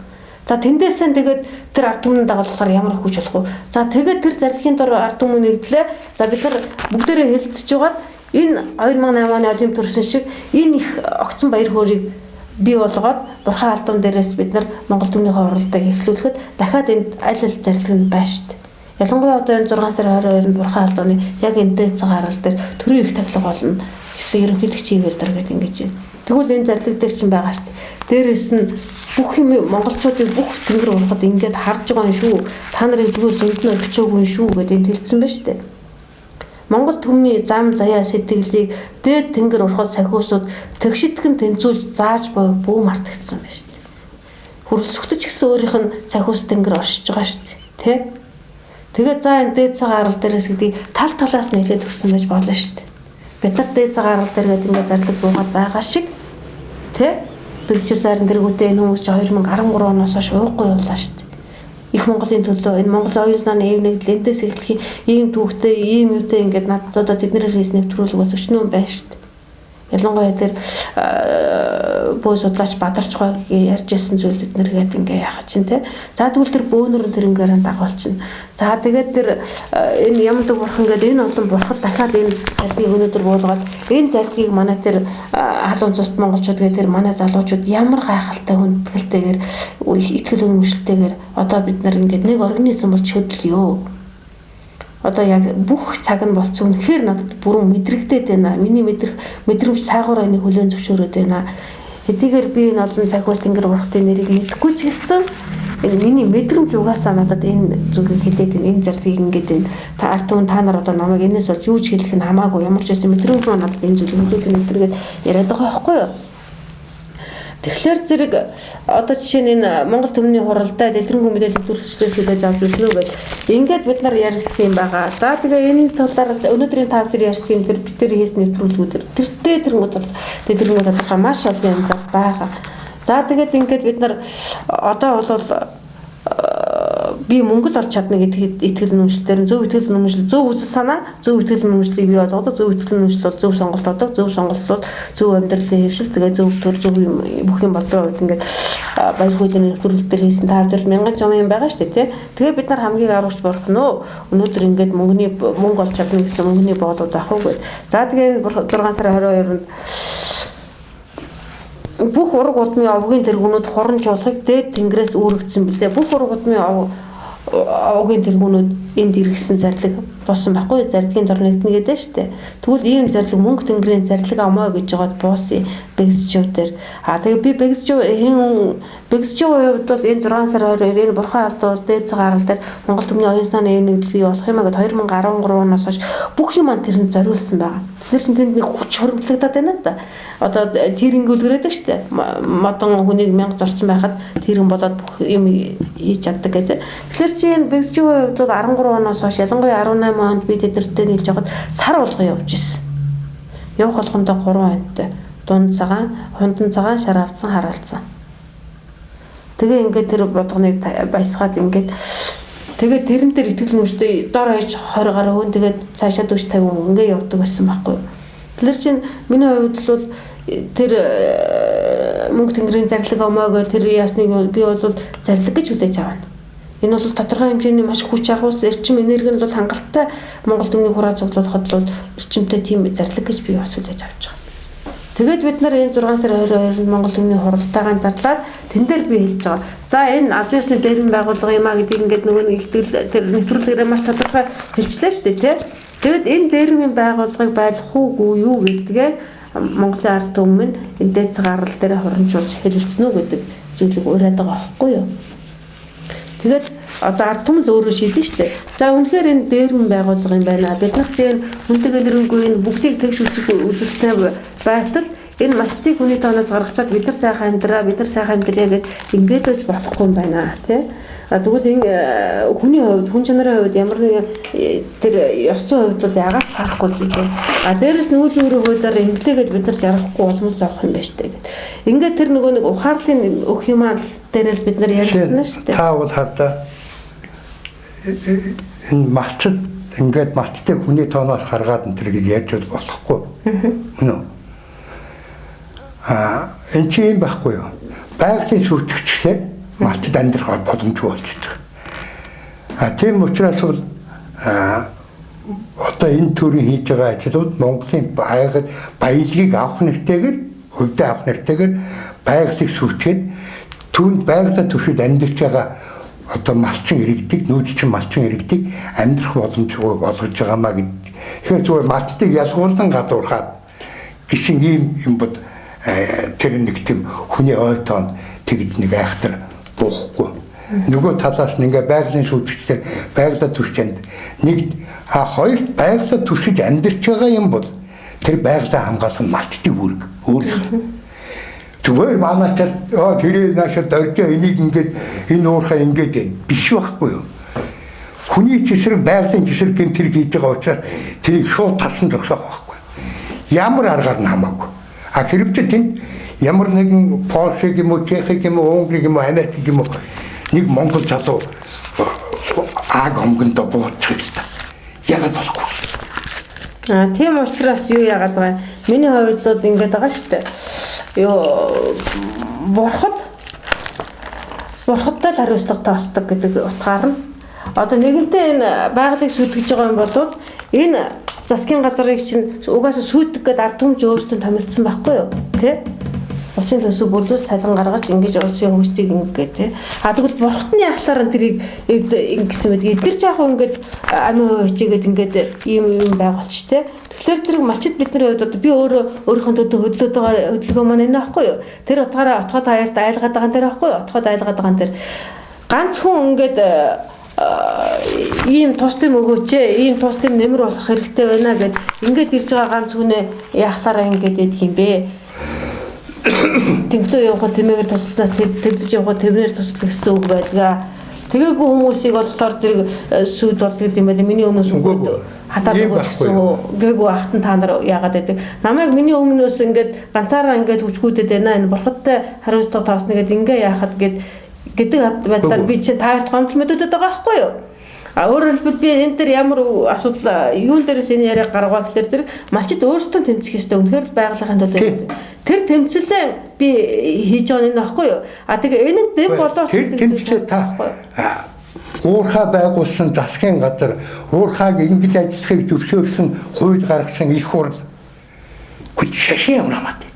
За одоо бид наадах чинь түрүүнд би тань тайлбарласан. Одоо яг ингэж асууж байгаа дээр чинь дахиад би тань тайлбарлая. ингэж байна шүү дээ. Тэрийг ухаа гэдэг зүйлийг улсын хурлыг чинь ард түмэн чинь тохон томилсон гэдэг. За тийм. Ард түмэн учраа мэдэхгүй юм байж тийм үү? Тэгэхээр зэрэг энэ засгийн газартаа ямар ч боолууд гэж үзэж шүү дээ. Боолуудыг би нэр нь нэгүүлсэн. Өршөөнө. Ягаад гэвэл эднийг ухах хуулийн гаргал гэж гаргаж байгаа ш надад ашигтай хууль санаач гэж гаргаж байгаа ард түмэн чинь тийм үү. Тэгвэл ард түмэнд гэгэрл номлоод ард түмэнд буян нүглийг номлоод за энэ хуулийг гаргуулж болохгүй шүү. Ээж нь хувийн ачаасан нэг ч зүйл хийж болохгүй шүү. Ялангуяа хувийн ачаасан хууль гаргуулаад түүнийг дээдлэнгүүд чи өөрөө хогч нь болно шүү. Энэ хувийн ачаах үзэл гэдэг чинь ийм аюултай байдгийг эзэгдүүлэх сэхэрүүлэх ёстой хүмүүстэй би хариуцлага тоосно гэж ирээд байгаа байхгүй юу. Тийм учраас шашин хамаатай надад улсын хурл хамаагүй болчиход байгаа байхгүй юу. Гэтэл хүмүүс яг эсэргээрээ болчиход байгаа. Яг таны сая юм эсэргээрээ байгаа. Тэгвэл та хандаа ингэж ганцаараа зүтгээд наадах ч юм бол би оролцохгүй шүү. Би танд нэг чинь 4-5 жил хийсэн. Шашинтай бол би маргалдахгүй. Нэг юм хэлье би танд. Шашны бодлого төрийн бодлогоон дагаад өөрчлөгдөнө гэдэг шүү дээ. Одоо төрийн бодлого дагаад явж байгаа үедээ шашны бодлого. Гүйгүй. Та тэгж үзээд байна шүү дээ.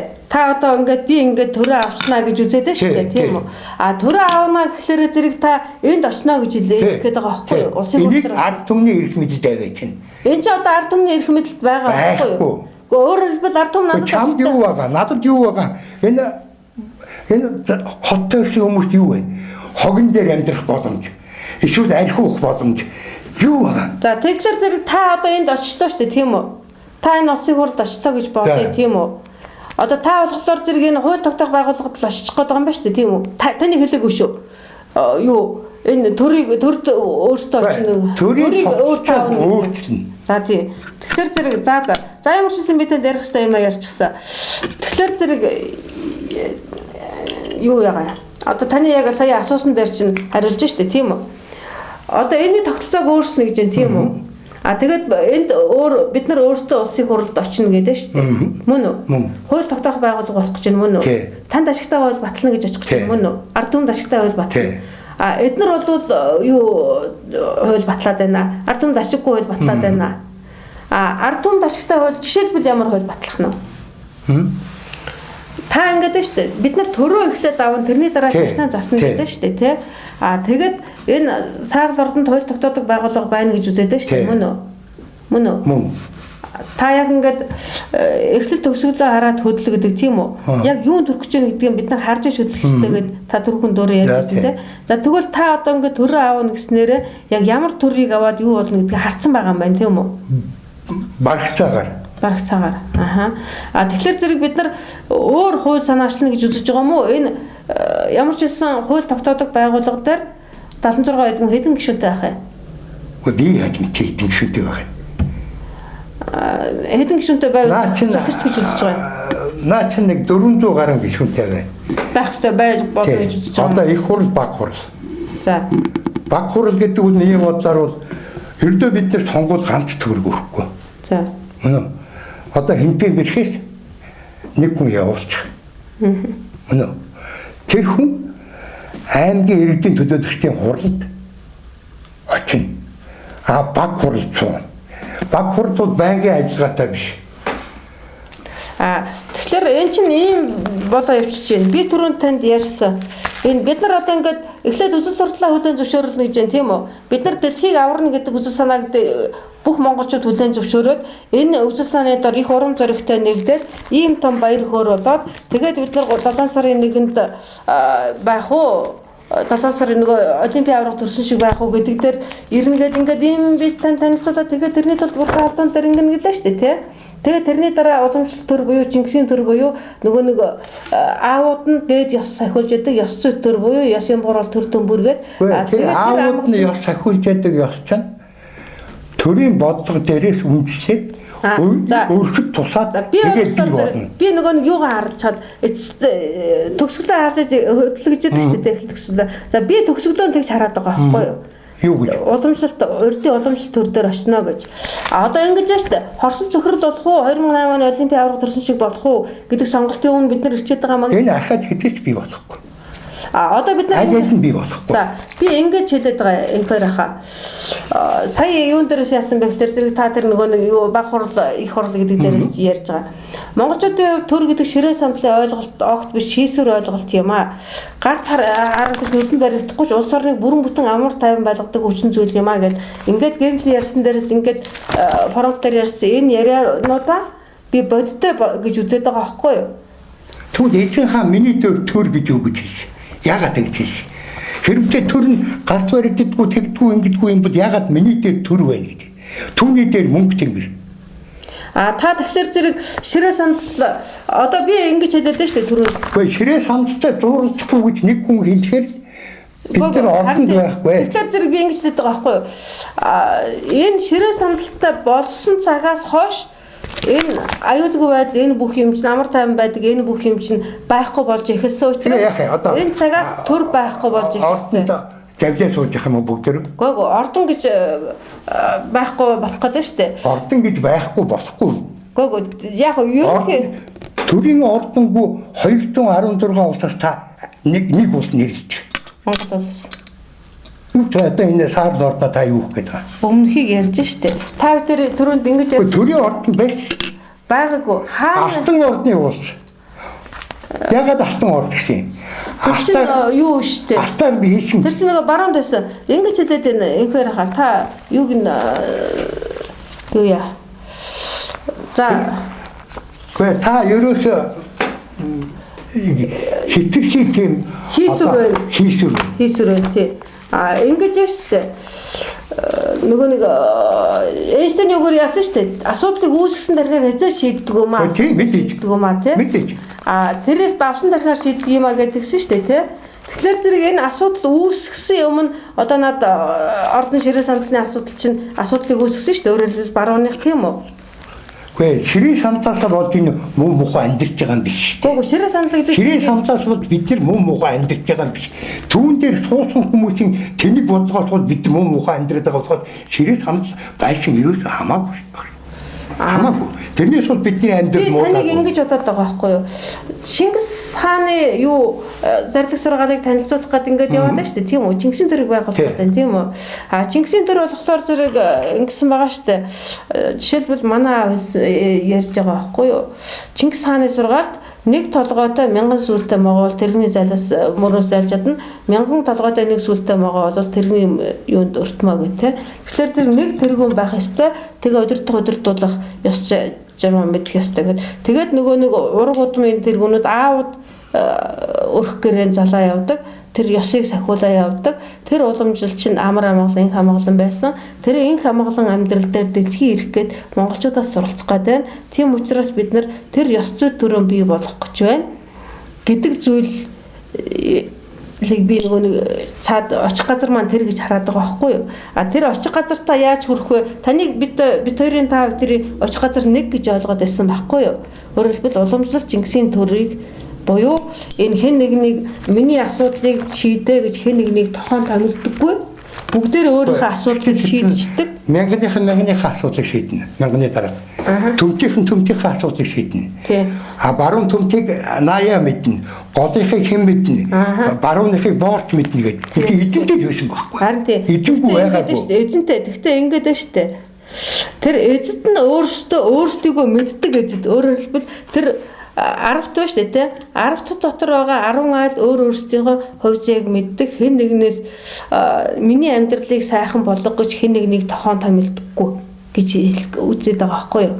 Одоо бол миний амьдралыг сайхан болгох надад ийм мэрэгтэй байна гэж энэ улсын хурлыг гаргасаад улсын хурл та нарын амьдралыг сайхан болгохын тулд энийг өгөх хэрэгтэй байна гэж ингэж гараад байгаа байхгүй юу? Тэгэхээр энэ сэтгэлгээг өөрчлөхийн тулд би энэ сэтгэлгээг өөрчлөх чинь ард түмэд өөрчлөлт. Ард түмний өөрчлөлт. Ард түмэн ийм л бодолтой байхад ямар ард түмэн байна тийм төр байна. Харин тий. Ягаад гэвэл бид нар энэ төрийг төвшөөд байна өөрсдөө. Тэгээд сонгогчныхаа дараа энэ тэнхүүдийг хардаа бидний амьдралаар тогтоод. Бид өөрсдөө тоглох гээд гаргачлаа шүү дээ. Өөрсдөө сонгоч шүү дээ. Өөрсдөө сонгосноос гадна өөрсдөө тийм имийг шаардаад байна гэж би хэлээд шүү дээ. Тий? Тийм биз дээ. Мэдээ сайхан амьдралыг хүн хүсэхгүй яах вэ? Тийм мэдээ сайхан амьдралыг хүснэ. А сайхан амьдрал төрөх аргыг эзэн хаа өөрөө хэлсэн байна шүү дээ. Хуучны үгийг хууль болгоо, өвгдийн үгийг өв болгоо. Би хуучны үгийг хууль болгосоо, өвгдийн үгийг өв болгосоо. Өөрөөр хэлбэл хуучны үг, өвгдийн үг гэдэг чинь хамгийн шалгарсан дээд ёс зүйл байх юм байгаа шүү дээ. Өөрийгөө засах хамгийн арга байх юм байгаа шүү дээ. Хамгийн шалгарсан нь хуучны үг болж энэ бол хэдэн 10,000 жил монголчуудын гүн ухаан оюун санааны огшиныг эзэн хаан хуульчлаад үгчлээс гаргаад ирсэн баг. Тийм. Тэр чинь зүгээр өнөөдрийн Чингисийн биш. Бүр хэдэн 10,000 жил монголчуудын амьдралаар бүр ингэжтэй нухлагдаад тэгээд энэс өөр гарч байхгүй. Тэсэн тийм юмнуудыг хуульчлаад үгтэлж хуульчлаад тэгээд хууль болгоод гаргацсан байхгүй. Тэр нь монгол хүний цусан дэшин ясан дэшин ишин дэшин учраас ерөөдөө тэрэгдэж хаагдахгүй байсан байхгүй. Тэгээд тэр чинь өнөөдөр дэлхийд эрэлттэй болцсон байгаа цаг үе. Ер нь бол тэгээд нөгөө саяын гэглээ хэлдэг чинь тэр тархинд нь үзэл санаа болж амилж гарч ирдэг юм аа гэх тэрнгээр бид нар дахиад ингээд ёс цус эсэнд нөгөө амиг амьлаад гараад ирсэн энийг төр гэж гэглэлсэн байна шүү дээ тий. Тэгээд эндээс л монголчууд хүн төрлөختнийг аврах гарсан энэ л юм шүү гэдгийг хэн хөнгөө яриад байна шүү дээ. Гадаад дотоодгоо монгол гадаадгоо тий. Тэгээд яг энэ юугаар л маш сайн нэг юм дээр тогтож буух хэрэгтэй. Үгүй хаалтаа юм байгаа багш. Одоо ингээд төрөө авч явах чадамжгүй, гэрээ авч явах чадамжгүй ийм хүмүүсийг дэвших харин тэр хүн өөрөө Монголоо аварчаад тэгээд одоо энэ чинь цаашаага би юу хийх вэ гэж. Үнэн. Би цаашаа юу хийх вэ гэж юм бодож. Одоо бидний дэвшиг аварна. Энэ бол өнөөдөр монголчуудын үг биш үү? Энэ чинь хүннүүгүрний Атила хааны хүннүүгүрний модон шаны хааны Атила хааны эзэн хааны энэ өв үжи санаа байхгүй юу? Дэвшиг монгол хүн толгой.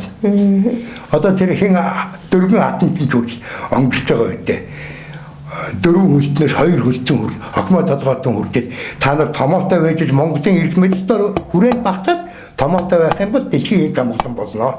Итгэл зэрэг хийн. Тэгэхээр бид нэр одоо ингээд хүмүүсийг юу яагаагүй тохиолдол бид нэр яг энэ ихтэй энэ чинь бол ингээд байнгал нэг юм дээр чинь одоо миний тэр юун дээр бол Монгол төвтэй оюун ухааны Монгол төв дэлхий гэдэг өвгдээ чинь өвжил санаад Монгол хүний чин дөрөг хүчин болгох нь энэ төрлийн үүргээд одоо бид нар хийж байгаа ажил энэ аяны үед энэ чинь бол ингээд яригдаад яваад байна. Гэхдээ хамгийн чухал нь биш.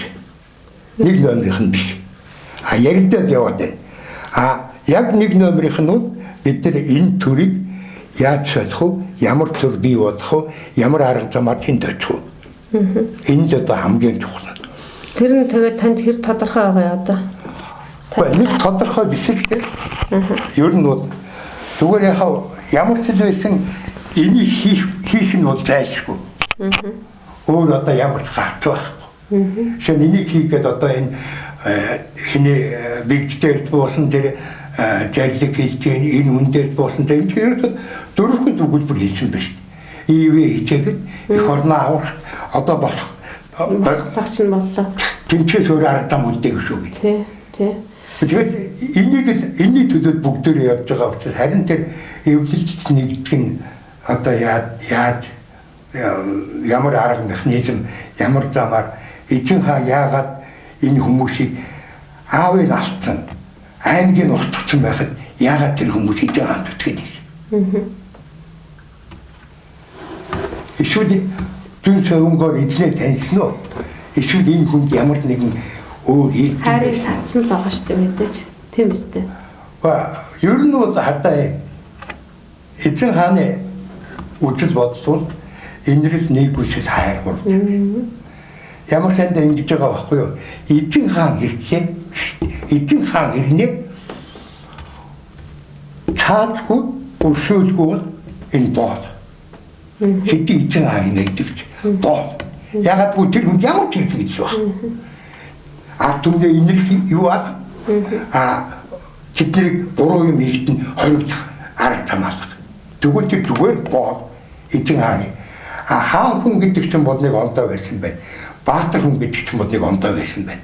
Эзэн хаан тэр хэнийг юу цагаатаа цог явж байгаа.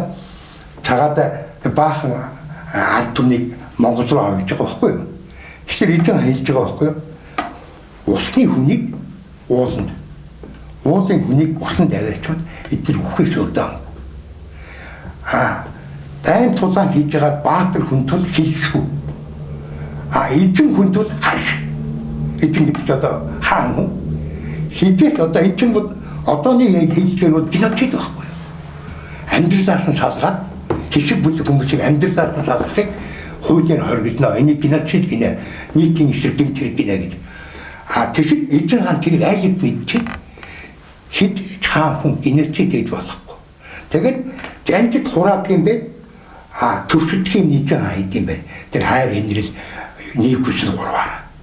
Тийм учраас энэ 160 жил бүгд одоо тэр бүх улсын байгуулсан хааж ирээнүүд яг эзэн хаантайгаа дугмаадсан байхгүй. Наполеон тэр нөгөө хэн Македони Александр бүгд дийцэр мэтлээ. Гэтэл эзэн хааны өөрөөс нь 100 гаруй жил амьд. Тэгээд энэ чинь бол яг бид нар Иоанн гүрнээр аваад 160 хэдэн жил гэж яриад байгаа. Гэтэл Батных энэс хойш 20-30 жил хүлээгүй гихтнээс хойш бас нэг 100 гаруй жил. За тэгээд хүлээгүй цагаат ахын сүүлдээ тэр юунд очиж 1800 хүртэл Английн цэргийг очиж юунд энэ чинь 400 гаруй жил хаан ширээ суугаад. Тэгэхээр энэ юмыг ганцхан эзэн хаанаас өвлж авсан хайдар энэ нэгөөсөл урваар ард түмнийг засаж болно гэсэн энэ читгэл яваад байсан учраас Монголын тэр утаан хугацаагаар ханд яваад байна. Ерөөсөө гэхдээ өнөөдөр бид нар хайр энэрл нэгөөсөл урыг бол яг одоо өшөө хорсолтой цуг авч байна. Ягаад гэвэл Монголын ард түмнэр ингэж тоглосных нь хувьд Монголын төр гэж өндөр болохтой юм. Өшөө орсохоос өндөр хариуцлага гэж ярих л байна. Хариуцлага тооцно. Хариуцлага тооцно гэж байхгүй. Одоо ястаа тэр өшөө орсол гэдэг чинь нэг хамгийн зөв хэлбэрнээс хариуцлага тооцно. Өшөө орсол гэхийн хооронд хариуцлага гэж ярих байхгүй. Ер нь бол бид нар одоо энэ дотроо бол баг ингээд давчтаа бүр ингээд тэгэхэд эдгээр ингээд байхгүй. Бүгдээ хотлоо ингээд чийдээс авлаа гэдэг. Чийдээс авлах чинь бол багтаад байгаа байхгүй. Одоо бол бид нар эхлээд бүр хатан орлоор хүмүүсийн зүрхийг бүр ингэж таахгүй. Ийм л одоо хариуцлага асууж иж ингээл та тэгвэл миний одоо юу ягаад хариуцлага би бурхад хариуцлага тооцол бурхадтай хариуцлага тоосноо. Малчид бол бурхад юм ягаад тэгвэл бид нар бол энэ энэрл хайр ертөнц бурхадын хүчээдэг бол тийм үү? Бурхан Тэнгэрийн хүчээдэг бол тэр энэрл хайрын хүч хэнд байх өнөөдөр тэр хөдөөнөөс тэр хайрын ундрах гэж хэлж болно шүү дээ тийм. Хаашаа таран дандаа хайрлахаас хайр орхилсон тийм байгаа шүү дээ тийм биз дээ. Тэр эхийгээ хөхөж байгаа тэр амлах гэж ядаж байгаа ишиг урганаас авахгүйдал тэр хүүдээд байж байгаа хайрлаад өнөрлөөд хөөчгээд ингээд чармаагаад байж байгаа тэр их мал эднэргээл тэр болгоны чинь хайрлаж байгаа тэр хайр чинь тэгээ тэр байгалийн тэр өнгөж авахаа тэндээс чинь асар их баясал цэнгэлийг олж байгаа байхгүй юу.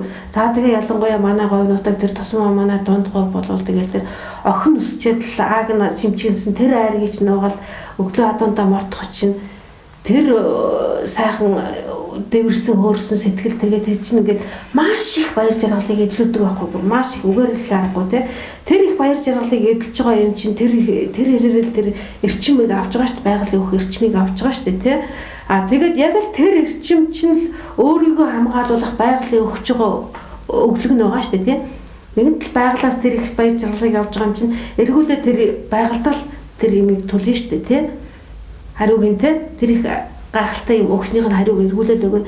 Тэр хүчийг байгаль нь өгчөж байгаа юм чинь тэгэхээр зэрэг энэ утгаараа би өөрийгөө тэр юу малчид бол бурхад юм тэгэхээр зэрэг тэр их хүч нь байгаа юм тэр учраас тэр бурхадтай хариуцлага тоосно гэдэг чинь өөрийгөө хамгаалах тэр эрчим хүчийг яах нь тэр өндөр хариуцлага хүлээсэн түүнийгээ мэдчихэж байгаа юм уу ч юм уу тэр усудаас л асууж бид нар сая ийм байх ёстой байна гэдэг тэр зүйл гарч ирэх юм байна л гэж өөрөө олж мэдсэн зүйл тэгээ энэ дээрээс хүн хүч олоод ингээд яаж чадах юм бол гэдэг байгаа байхгүй юу. Тэгээд хоёр хувьтай бол төм хүрээ мэд гэдэг байгаа шин тэр. За тэгээ энэ үнийг үнэхээр л ийм л байгаа юм тэгээд хүлээн зөвшөөрчгөө тэгээ ядчил та энэ үнийг энэгээр яриад за миний үснээр тэгээ хийх гээд ингэдэггүй маахад ядчил нэг үгийн юунда дундуур нь завсан нь оруулж хатал хүч байхгүй юу танд бол тий. Би танд хүчээ өгөх гээд байна шүү дээ. Уул нь би таныг Чингисийн төрийг мандуулах гээд байгаа бол тий. Таны эргийг бүтээчих юм бол миний эрэг бүтнэ. Та ч гэсэн миний эргийг бүтээчих юм бол таны эрэг бүтнэ.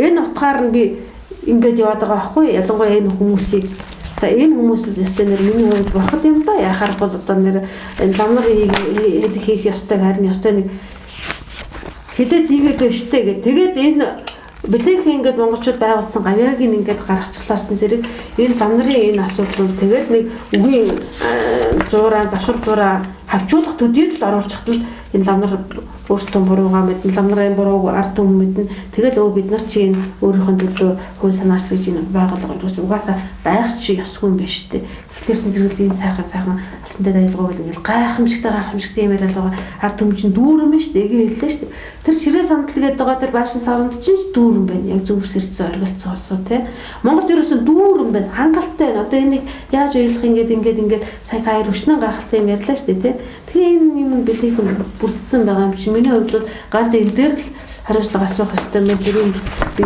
хийчих юмсан да гэж ингээд яриад яваад байгаа байхгүй юу.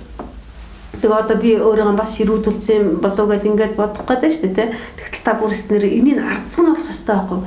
Хоолн тийм л байхгүй. Тэр үднээс нь бид эдгээр рүү бас заримдаа тэг ширүүлж ханддаг байхгүй юу.